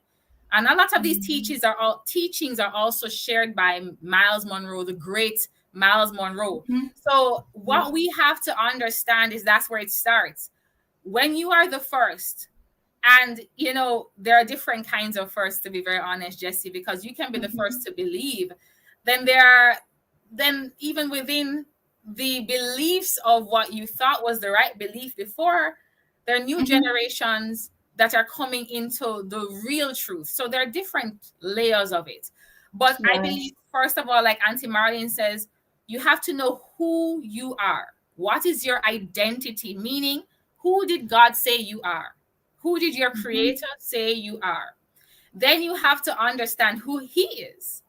Because if you understand who he is, all of his characteristics, all of his attributes, his power, his everything about God, then that will now give you a confidence. It's almost like, you know, going into the world every day knowing that you have, well, I never had an older sibling, but I can only imagine it's like when you go to high school and your big brother is with you and you know your big brother's got your back, so you can be confident to step in.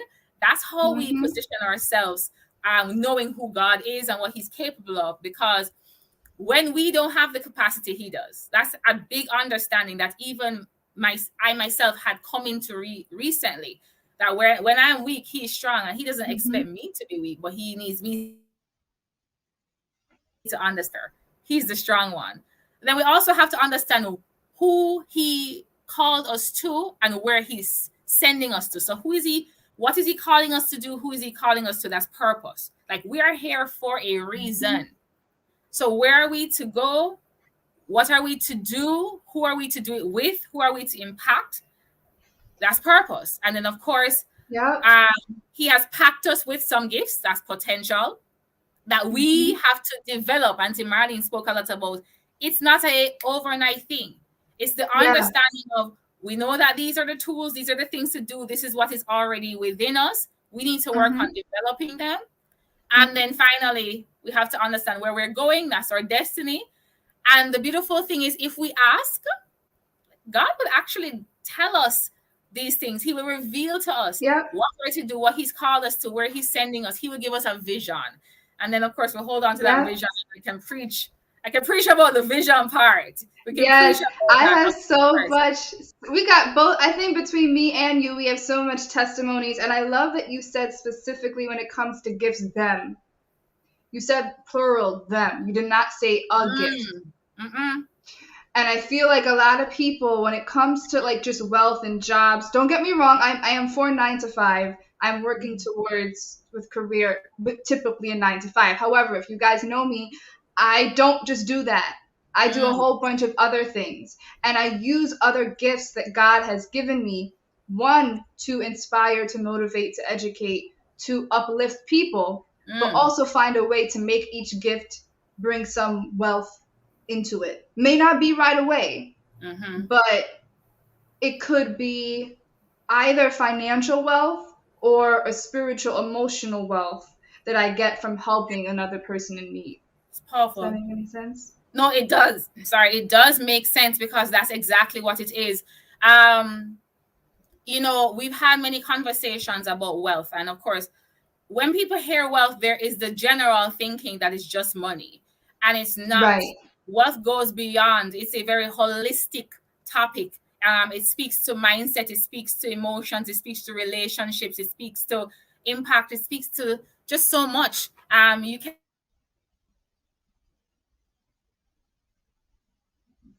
Marsha, you here? Producers, let me know. I think Marsha maybe frozen, or I don't know. Let me know on the back end. So we might have some technical difficulties.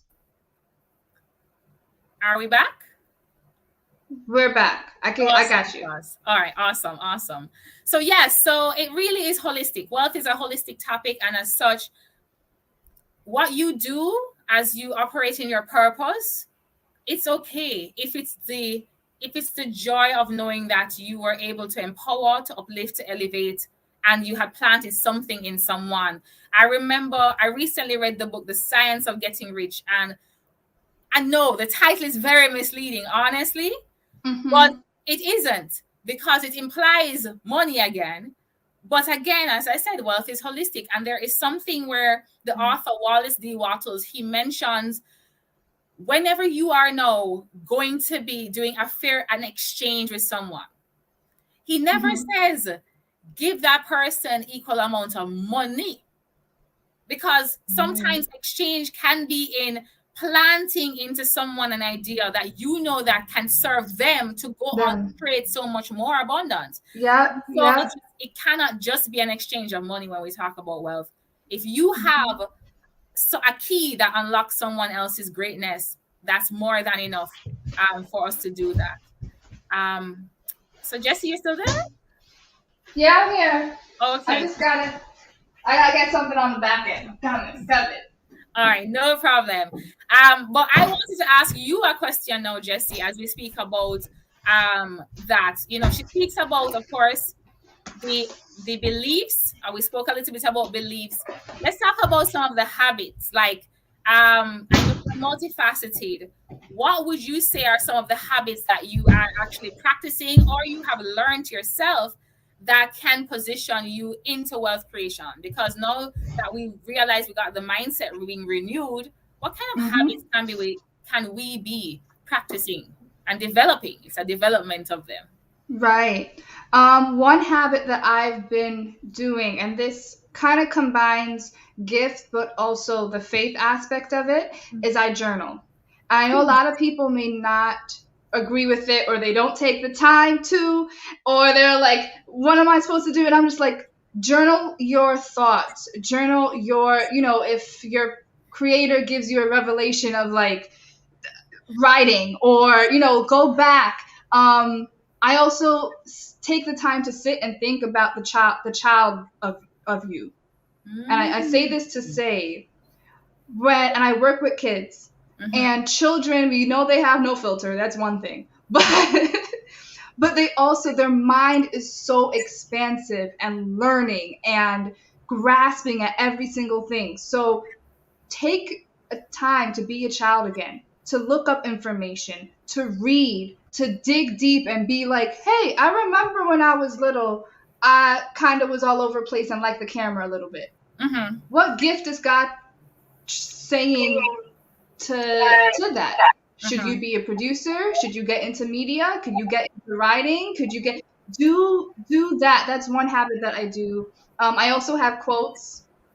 I write a whole bunch of quotes. I got to get some Post-its and stick it all around my little studio apartment. And people say this is, this affirmation kind of thing. I don't. I just, it's like, I am empowering myself. I also have Bible verses, and I don't leave the house without at least saying a Bible verse that empowers me. Whether I could be depressed or sad or something, or a quote, whether Bible verse or quotes, I know we have an expansive audience, but something that empowers me to be like, you're here. You woke up today. You're here for a reason. Get started. Okay.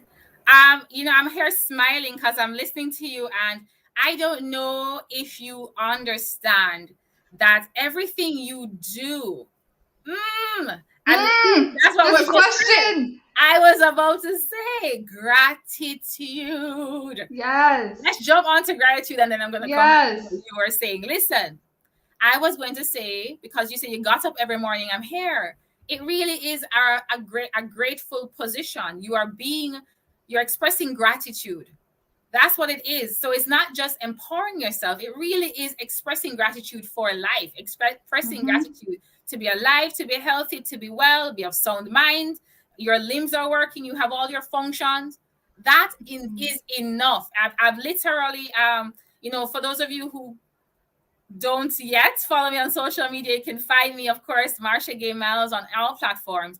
The reason why I'm saying that is that you're going to see something I do on my stories every day. And I think I started this intentionally on the 3rd of September.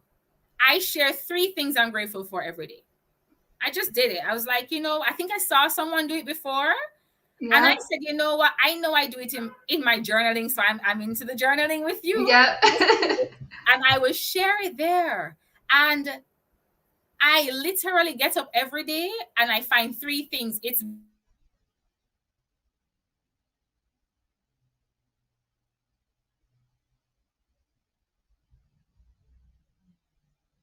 I think Marsha may be frozen a little bit. While we get her back, in the comments below, can we make this an activity real quick? In the comments below, type in Marsha's back. Yes, I am back. Gotcha.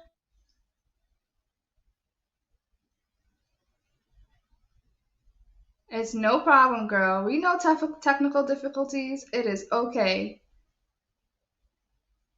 It is no problem. Hold on, give me one back. All right, so we have a comment that's in that says. Okay, great. No, I'm reading the comments. Gotcha.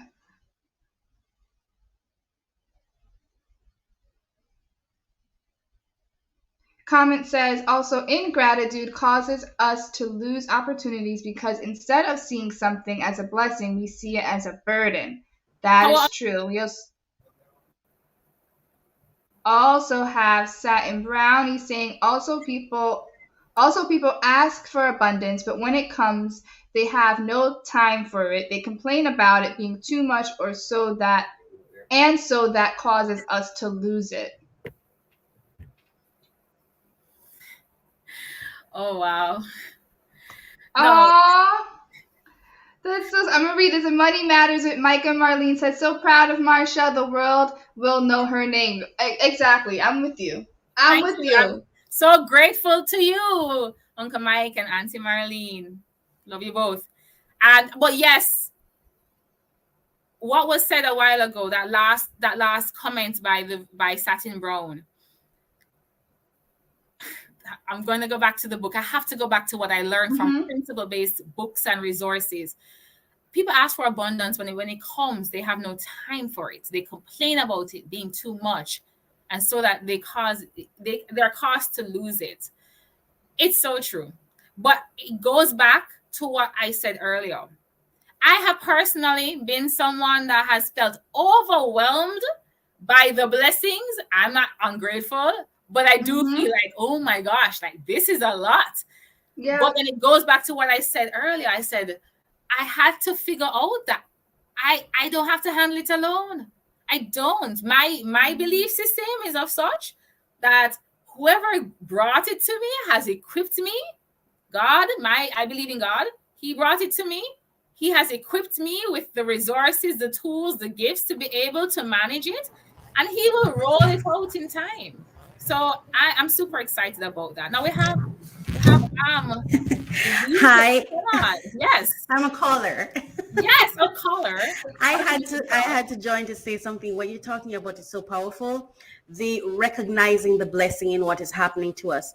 There's something that happened to me that I realized that God was giving me abundance, but I was constantly complaining as opposed to saying, hey, God, I need help. Help me. I had to learn to say, help me. Send me the right people. Tell me what to do. Guide this process. And I just bought the book, by the way.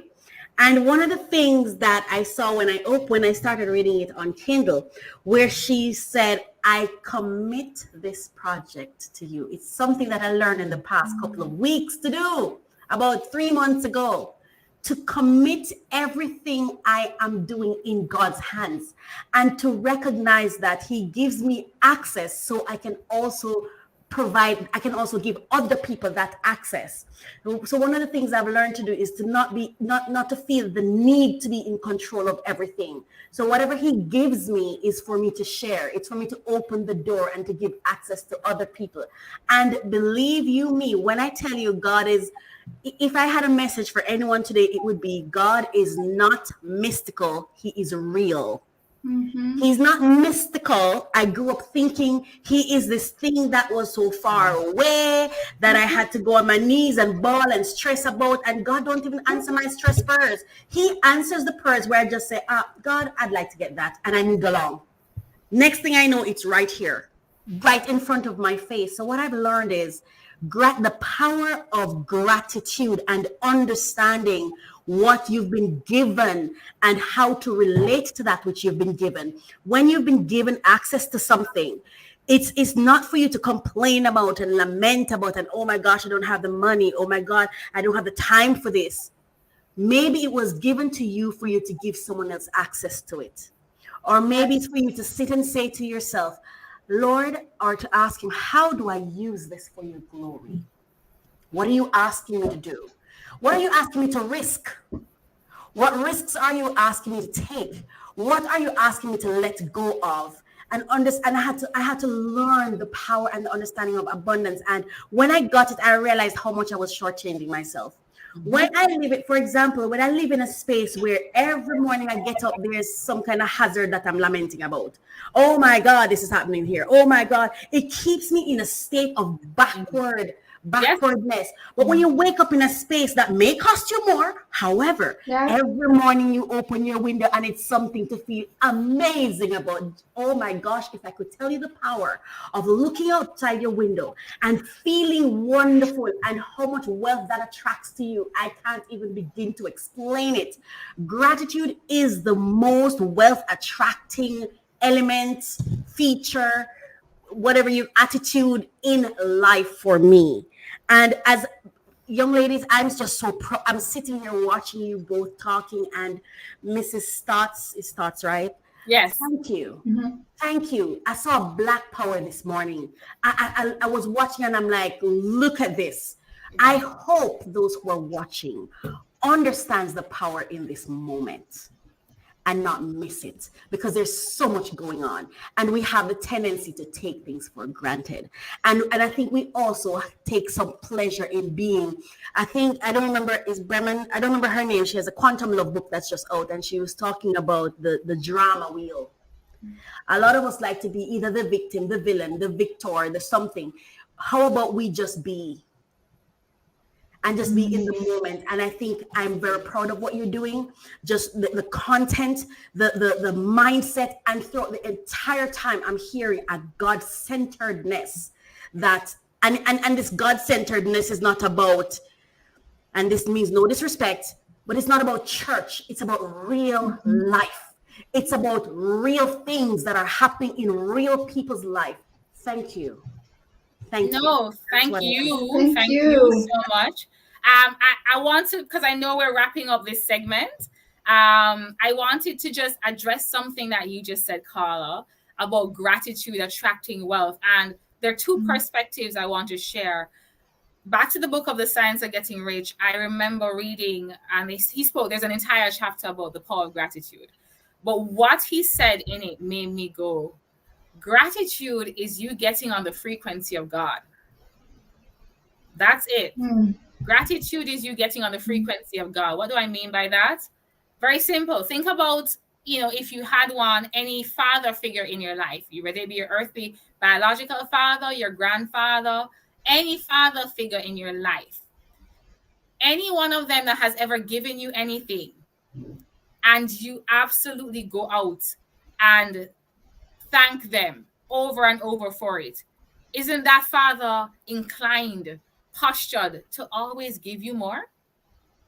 Like, why would a parent that's giving their child everything, never getting a thank you, never being expressed any love, why would that parent want to give them more? Just think about it. Remember, we're made in his image, so we model a lot of his characteristics. So if a parent is giving a child blessings and gifts and all that they need, and that child keeps coming and saying, I love you, daddy, thank you so much, I love you, daddy, I'm so grateful for this. I love watching those videos of the children and they're crying. I know. Oh my God, did you buy this for me? Oh, imagine you are doing that with God. God is our Father, Heavenly Father, as we said, our eternal, almighty Father. We just need to tell him thanks. He literally, the moment we wake up recognizing that first breath of intentional consciousness came in, that was whoa, I'm not in a hospital, I'm not strung up. We're in a season right now that even our lungs and our breath, that is all. That's all you needed to be grateful. So I'm so happy that we were able to speak about that. And on that note, I think we can absolutely end our segment with wealth mindset, wealth consciousness, wealth gratitude, all things wealth. Thank you so much, Jessie, for joining.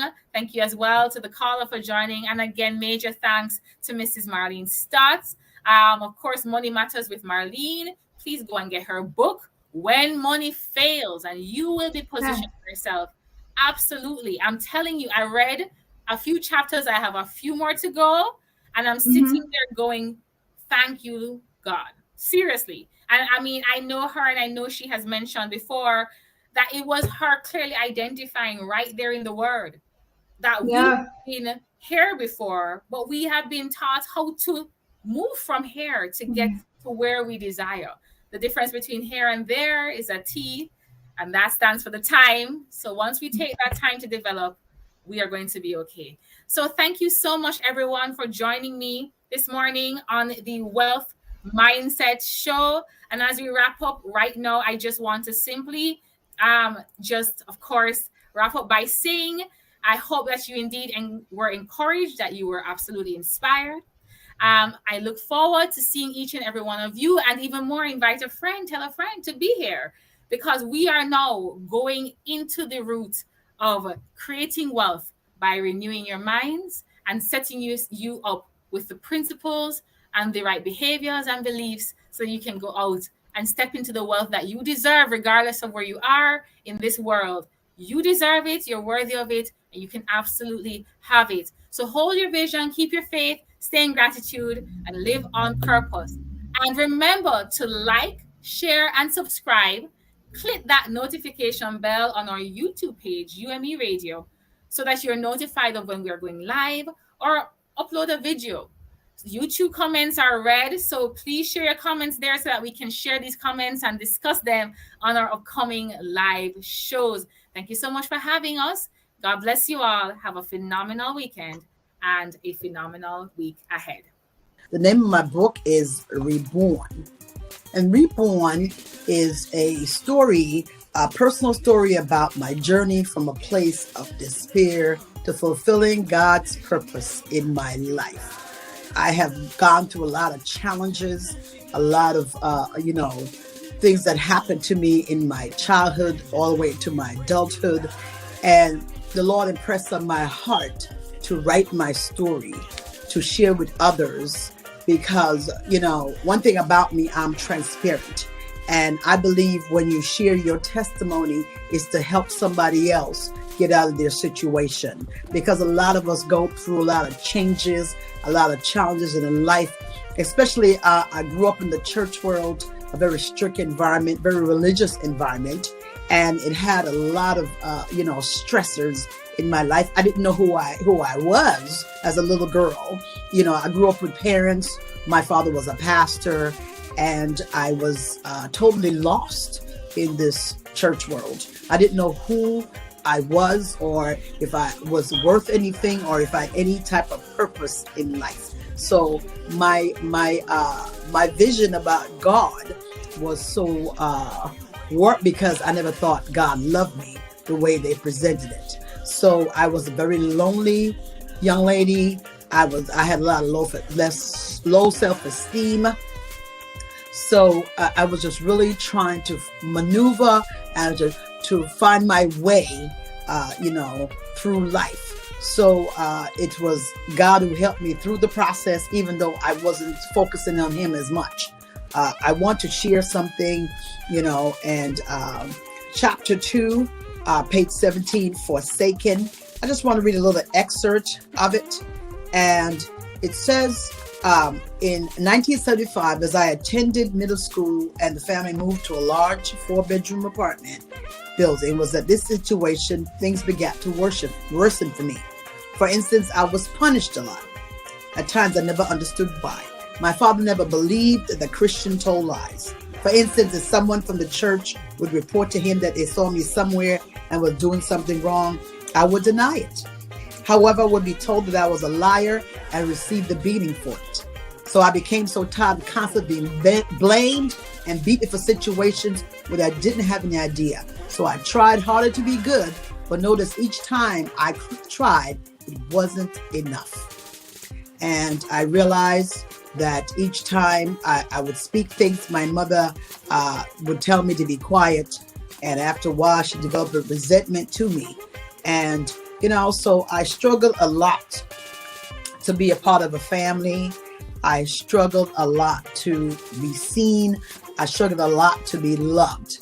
And this book is to help others who are struggling to find out who they are and find out their identity and who they are in God and whose they are, because it's so important to find who you are, you find yourself, because once you know who you are and knows whose you are in God, your life changes, and then you're on a path where you're evolving and growing and building, and you are increasing in self-esteem. And the more you understand yourself, is the better you are how to handle situations in your life, and even handle people, to work with people, and to really learn how to be empathetic, learn how to, reach out in some way, shape, or form, and to be where, can be there in the moment with that person, because you understand where they're coming from, because you see a lot of what they're being challenged with is the same thing that you were dealing with in the past. So when God delivered me, I was able to share this story in order to help others to heal. I'm coming from someplace, a place of darkness. A new me came forth, and I'm like, God, this is a powerful title, because it sends a message, that when God rejuvenates your life, it's like you're into a new person. You're very different. It's like you're starting over again from scratch. It's like, wow, it's a new day, a new dawn, so this title was so fitting for, my journey and where I came from.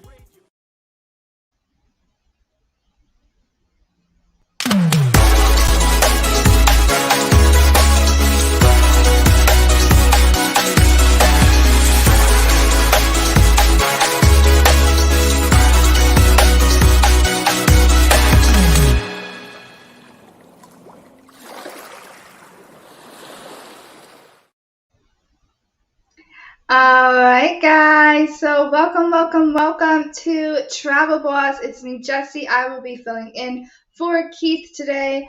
So guys, this is going to be a part 2 to an interview that we had last episode with Monique Court, photographer. And, we absolutely love travel. Travel is so important, especially in this day and age. It's where we have new opportunities, new mindset, new cultures. Before she comes in, I want to share with you guys my travelwishlist.com. And guys, my travel wishlist is an awesome website to access hot deals and other traveling booking support. All you have to do is complete a form and submit an inquiry, and one of the travel advisors will get back to you with all the details and take you through the process. So let's pull that up on the screen there. I'm just going to make it bigger. Producers, if you could help me with scrolling. Can we go into browse some travel deals for everyone so we can see what deals are out there?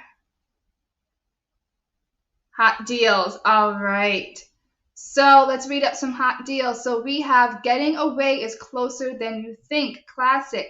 Book an amazing trip with mainland USA with Classic for as low as $490 per person. Going on an extraordinary vacation doesn't mean you have to travel far.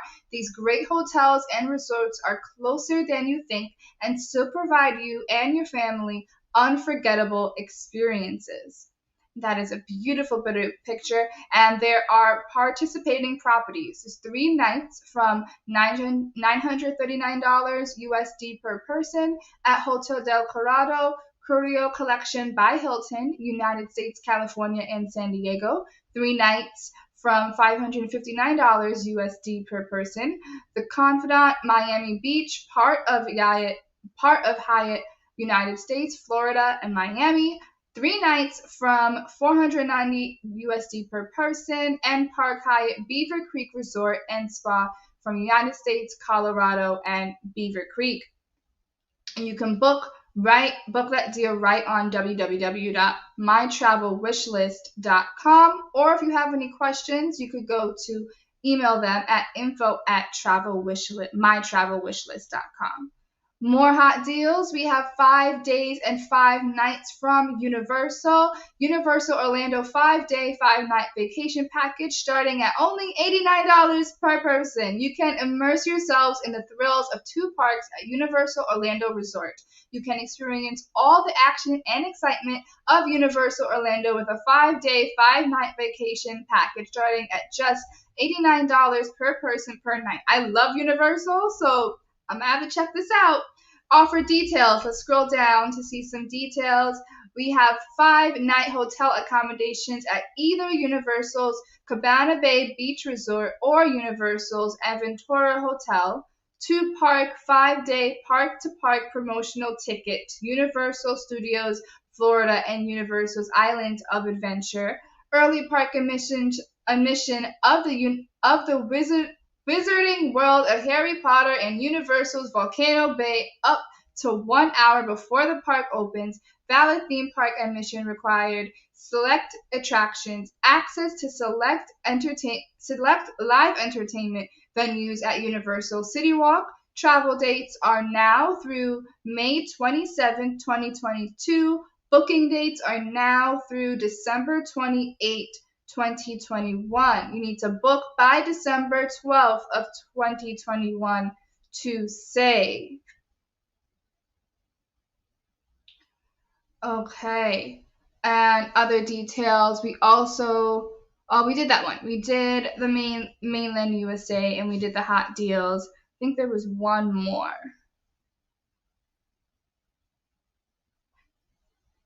Let's go down, let me see. There we go. The Grand Cayman trips from shore excursions, Caribbean shore excursions, and tours starting from 69 pounds and 75 pence from shore excursions. And we're going to scroll down. Ooh, that beautiful stingray. Yes, so featured excursions. It's so beautiful. Stingray City and 2 snorkel stops. Price £69.75. Sale price £59.25. Save £7.50. Likely to sell out. This motorboard trip with an average group size of only 30 people. Visit Stingray City and makes two snorkel stops at the Barrier Reef in Grand Cayman. We also have Cayman in a nutshell, price £96.75, also likely to sell out.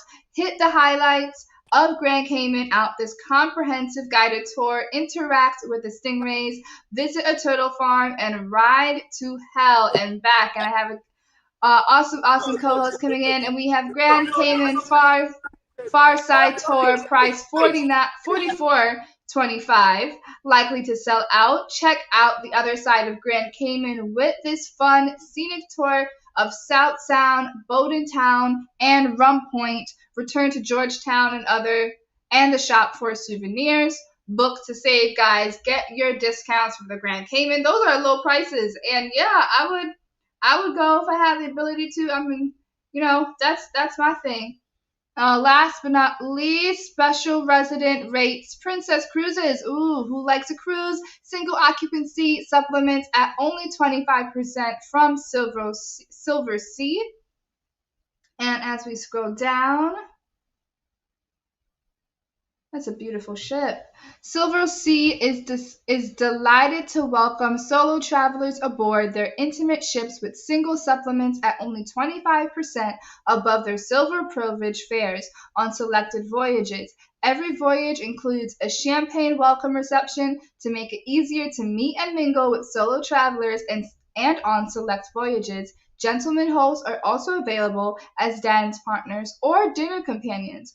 All-inclusive fares include a spacious ocean view suite, personalized butler service, complimentary wines and spirits, fine dining, sophisticated enrichment, and entertainment programs, and all on-board gratuities. Book soon to save. That sounds beautiful. That sounds like such a trip. I want to go. I want to go. And we have in here Mr. Keith Merritt. How are you today? Thanks for tuning in. Yes, I had to. I'm actually at a funeral, but I had to call in and let y'all know that I'm doing well. And I thank you so much for being my real helper this morning. A real team player. Each other. Yes, we got each other. Yes. How was traveling to the funeral? Traveling actually, it was a bit slow go because the weather was bad, and we've been having rain, heavy rain from last night into this morning. So it's been a bit of slow go, but it's a little eased up now. But it looks like it's about to come down again. So, but I'm in my car, as you can see, and I've been enjoying the segments this morning. Boy, I tell you, it's power packed. And I'm so glad to be a part of this team right here. So, folks, yes, you are with Travel Boss, and I'm here in deals too. I think I'm gonna get my trip on soon. You are. I'm gonna get my laptop soon and book my vacation. Yes, personally myself, because you got me started, Jesse. But it's all. I know where you plan on going. What's your top 2-3 places you want to go? It's funny, but I want to go to Hawaii. All right. And I also want to go to Dubai. Dubai is one of my choices as well. And I also want to go back home to my beautiful island of Jamaica. When's the last time you've been to Jamaica? When's the last time you went back home? I went back home. I was there in 2018 and had an amazing time. Amazing. I mean, it was years that I had not seen water that clear and air that's fresh, that smells so fresh, and just the food and the culture and just the homeness, it was a great connection I had when I went back, because I haven't gone back for so many years.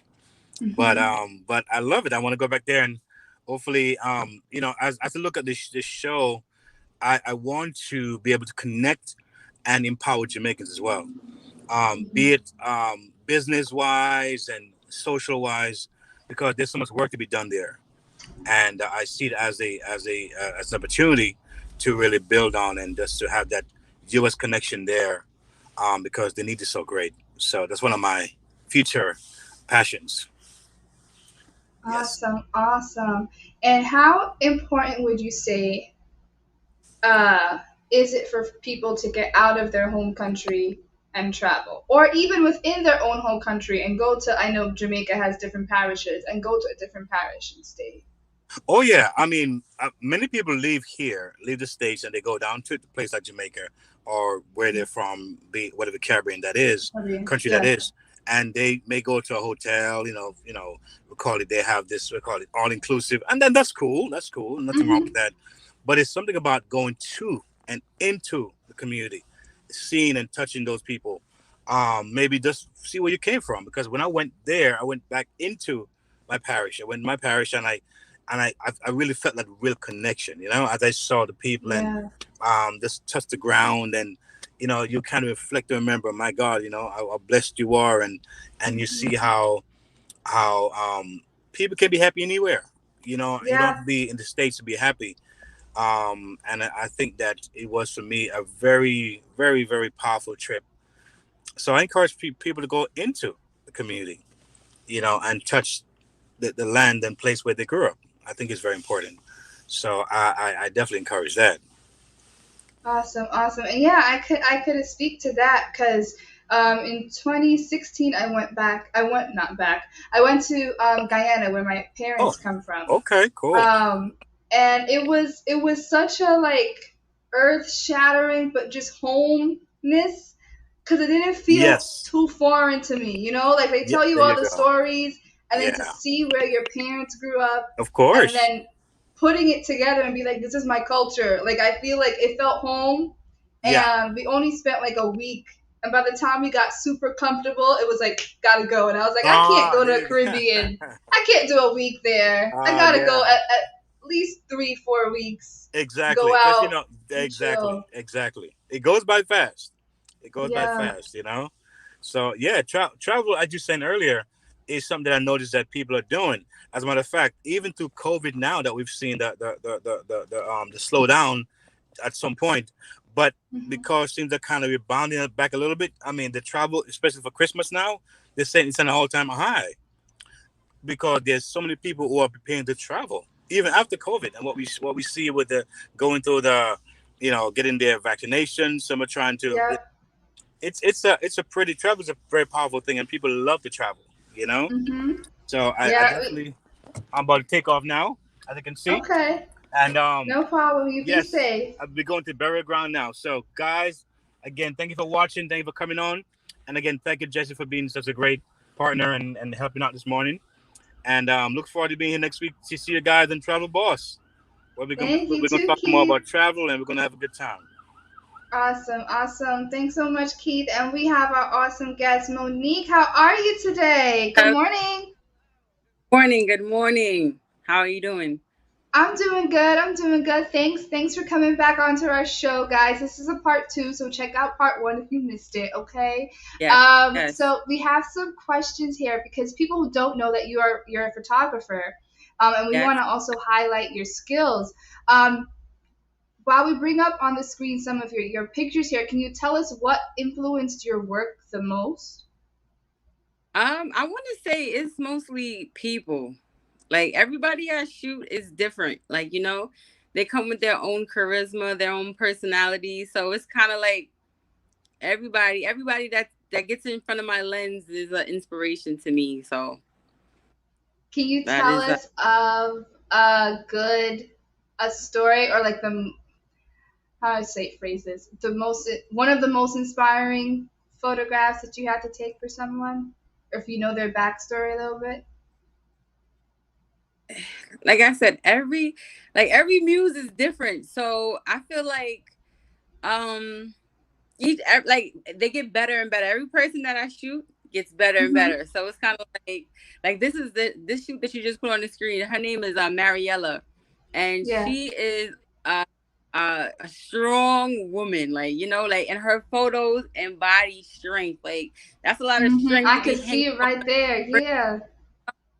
Yeah, so it's like every muse gets better. Like every muse is can you bring that one back? Yeah, you see, like the photos are just of strength. Yeah. Like she just breathes and embodies strength. So It's beautiful. you know, like I said, I Beautiful. get inspired each shoot. How do you, because I always want to ask that for a photographer, for people who have never had professional photos taken, whether you know it's like a family setting or something like her, how do you bring out that confidence in someone? A lot of times they just have it. Like a lot of times, like I guess, like when they go to my photography page, or this is my personal page here. But when we go to when you go to my photography page, you kind of get hype in the sense. So you know what you're about to get. Like you're gonna get A1 work, and you're gonna Yep. want to bring it. You know, so Mm. they come to like put on, like they come to put on the show. Like you see how he's a skateboarder. He knew that okay, once I Am Valid Shot shoots me, she's gonna come and she's gonna want the best from me, and they bring it. Right. Awesome. Awesome. Yeah. Since we're in the travel segment and you are a photographer, do Yes. you have any tips of people when they have to travel? Because I know you have a whole bunch of luggage and equipment and everything like that. Just Yeah. like some simple tips that you could give everyone to not be less stressed when it comes to traveling. So know your location. Like we're always scouting as a photographer. You're always scouting locations. So it's one of those things where you gotta kind of know where you gotta like map it out before you actually go on set. So know Okay. your location, know your equipment. Do you need certain lighting? Can I leave certain lighting? And is it going to be just natural light? You know, so it's one of those things where you kind of just have to gauge and know your location, and then you pack accordingly. Okay, okay. I have a little I don't want to say controversial, I guess, kind of question. It's somewhat silly anyway. But on social media, what's going around where I don't know if you heard, but that photographer that did a wedding shoot and he was not fed. Huh? Did you hear that? That was going on social media. Yeah, That like that was kind of like a running joke between the photographers, because that mainly pertains to like events, you know. And when you go to events, when you're shooting events, weddings, special occasions, birthdays, like yeah, you're supposed to like feed the staff, like, you know. So make sure we are fed, because we do get moody when we don't eat like everybody else. And yeah. yeah, and There's food. There's actual food. They don't need a Snickers bar. And for the listeners that are like don't know the story, like long story short, was this photographer did an event, like Monique said, and then the grooms ran the people for the ride. They didn't pay him, and then he just like upped and deleted the photos and didn't give them anything. He had everything, and he was like, "Nope, you want to feed me? Nope." Look at your photos on the screen there. Those are absolutely beautiful. Thank you. Yeah, I'm an artiste. You are an artist. That's beautiful. Can you tell about because I try to do social media. I'm tiny. I'm tiny all the way through. Okay. Like poses. Like how do you like? I need while we go out to travel in different locations and set and stuff. Like, what's the best way to show your good side, if that makes any sense? I know lighting is part of the issue. Yeah, lighting is a big thing. So bringing travel into the aspect and locations, normally like beach settings like how you got right here are awesome for lighting. You know, beaches are are an awesome place to shoot, especially sunset hours. 7 o'clock in the summertime would be like a golden hour to shoot, and you get like a beautiful skyline like how you got right here. Yeah. So it's all about timing, setting, and location, you know, to get that natural light that you would need. You don't want a cityscape because city buildings block out the light unless you're in like a wide space like a Central Park or something like that, when the light source can come in. But Right. yeah, you just have to thank you. Satin Brownie. I see a comment. Yeah, so it's one of those things where you just have to know your location, and you have to know timing. You have to know like what will give you the best, you know, glow and effect to your images. Okay, that is beautiful. Do we have any questions or comments? I will read Satin Brown's comment real quick. She said, "Gift. This is a gift at work. These photos are giving me life." Yes, it is. Yeah. I need to. So you travel everywhere in the United States and like I internationally travel. and stuff. My passport is always ready and available to travel. Yes. Yeah, I pretty much go everywhere. Like I was saying on the last show, my last kind of like exotic destination was Costa Rica. And I'm choosing between, for my next destination, to either it be Thailand or Colorado. Yeah, Thailand's on my list. I remember you said Colorado too. And have you explored like the west side of the country a lot? 'Cause I honestly haven't. I've been to LA numerous times. I've been to Hawaii, if you want to go deeper, you know, into the Pacific. Yeah. Thank you, Satin. And that's pretty much on the West Coast. And I've been to Denver. No, not Denver. I've been to Washington, the state of Washington, up like, you know, like I forgot the area comes off the top of my head, but like the very top. And I don't know why it's not coming to me right now, but I've been Seattle? like, yes, there we go. Seattle, Washington. Yep. I've been to Seattle, Washington. It is very like foggy in that area. It's very foggy. Really? Like I could, like, yeah, you can see why there are nice evergreens out there. Like the landscapes are very nice because it's like a dense area. Like it's like heavily saturated with like, you know, mist and fog and stuff. So it gives the ground, the moisture is very moist. Very moist out there. Mm-hmm.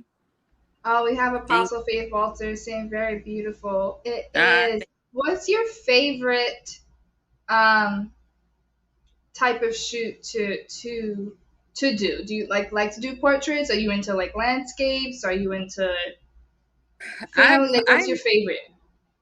So I'm really into portrait lifestyle and fashion photography, like portraits, lifestyle portraits, fashion portraits. So that's pretty much my thing. And I just like to capture people in general. Like I do family shoots, but I prefer to work with like brands, influencers, models, products, the product shots that you're looking at. And you know, just kind of pretty much, thank you. I see Satin, she's commenting again. Yeah, like she's pretty much it's pretty much I just go with the flow of it. Like, you know, I just make magic. I capture souls and earthly things with my camera, and they just come out like that. It's beautiful. So we have to wrap up real quick, but how can we connect with you? How can our viewers connect with you, hire you, check out more of your work? Okay, so on Instagram, you can find me at I Am Valid Shots, right there. And then you can contact me, or my booking information is actually right there in Instagram. At the very top, you'll see it. If you scroll very right, go down a little bit, and then you'll see. Oh, this is the computer. This is the no, booking information should be. Yep, right there. The booking, yes, and there's also a tab that you can directly book me.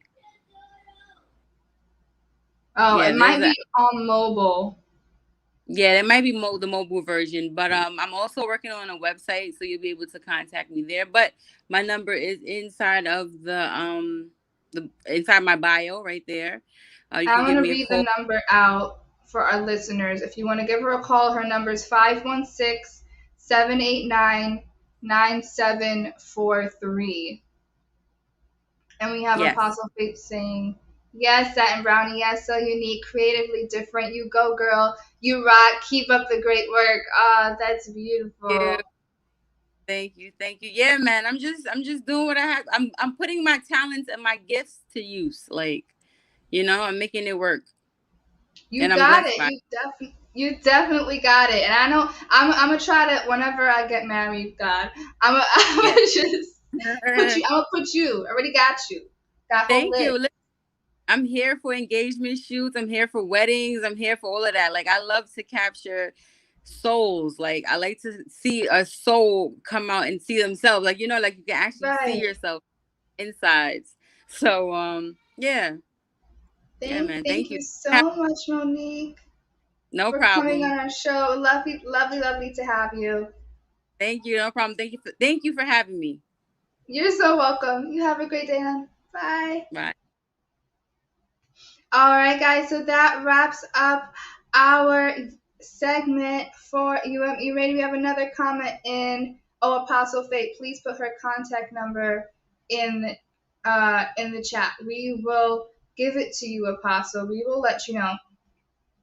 All right, guys. So with that being said, we want to thank you so much for joining us today. I hope that you were inspired in our show. Remember, guys, for our viewers to like, share, comment, subscribe, click that notification bell so you would know when we go live and upload a new video. We absolutely love our comments. We have come to another end of an interesting, informative, and in my opinion, absolutely great show.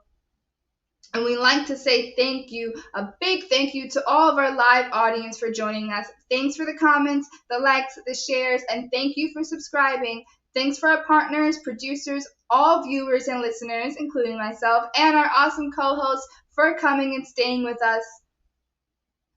Oh, guys, and our host coming up. What do you guys think about the show? I'd love to hear what you guys think about the show before we close. Where are you guys at? Where are you guys at? And we have a little blurb here that I want to tell our viewers. If you have a brand or story for our audience to know about, email us at info@umeradio.com. We will love to have you on our show. We are all about being positive, being inspiring, being motivational. We want to help you guys out. Let's get us to 1 million empowered lives. Always be you, most definitely. And with that being said, we want to say thank you for joining us again. Join us again right here, same time, same place next week on UME Radio for another sizzling episode. Speak life, live on purpose, and stay connected. Blessings to you and your family. Goodbye for now. We'll see you guys.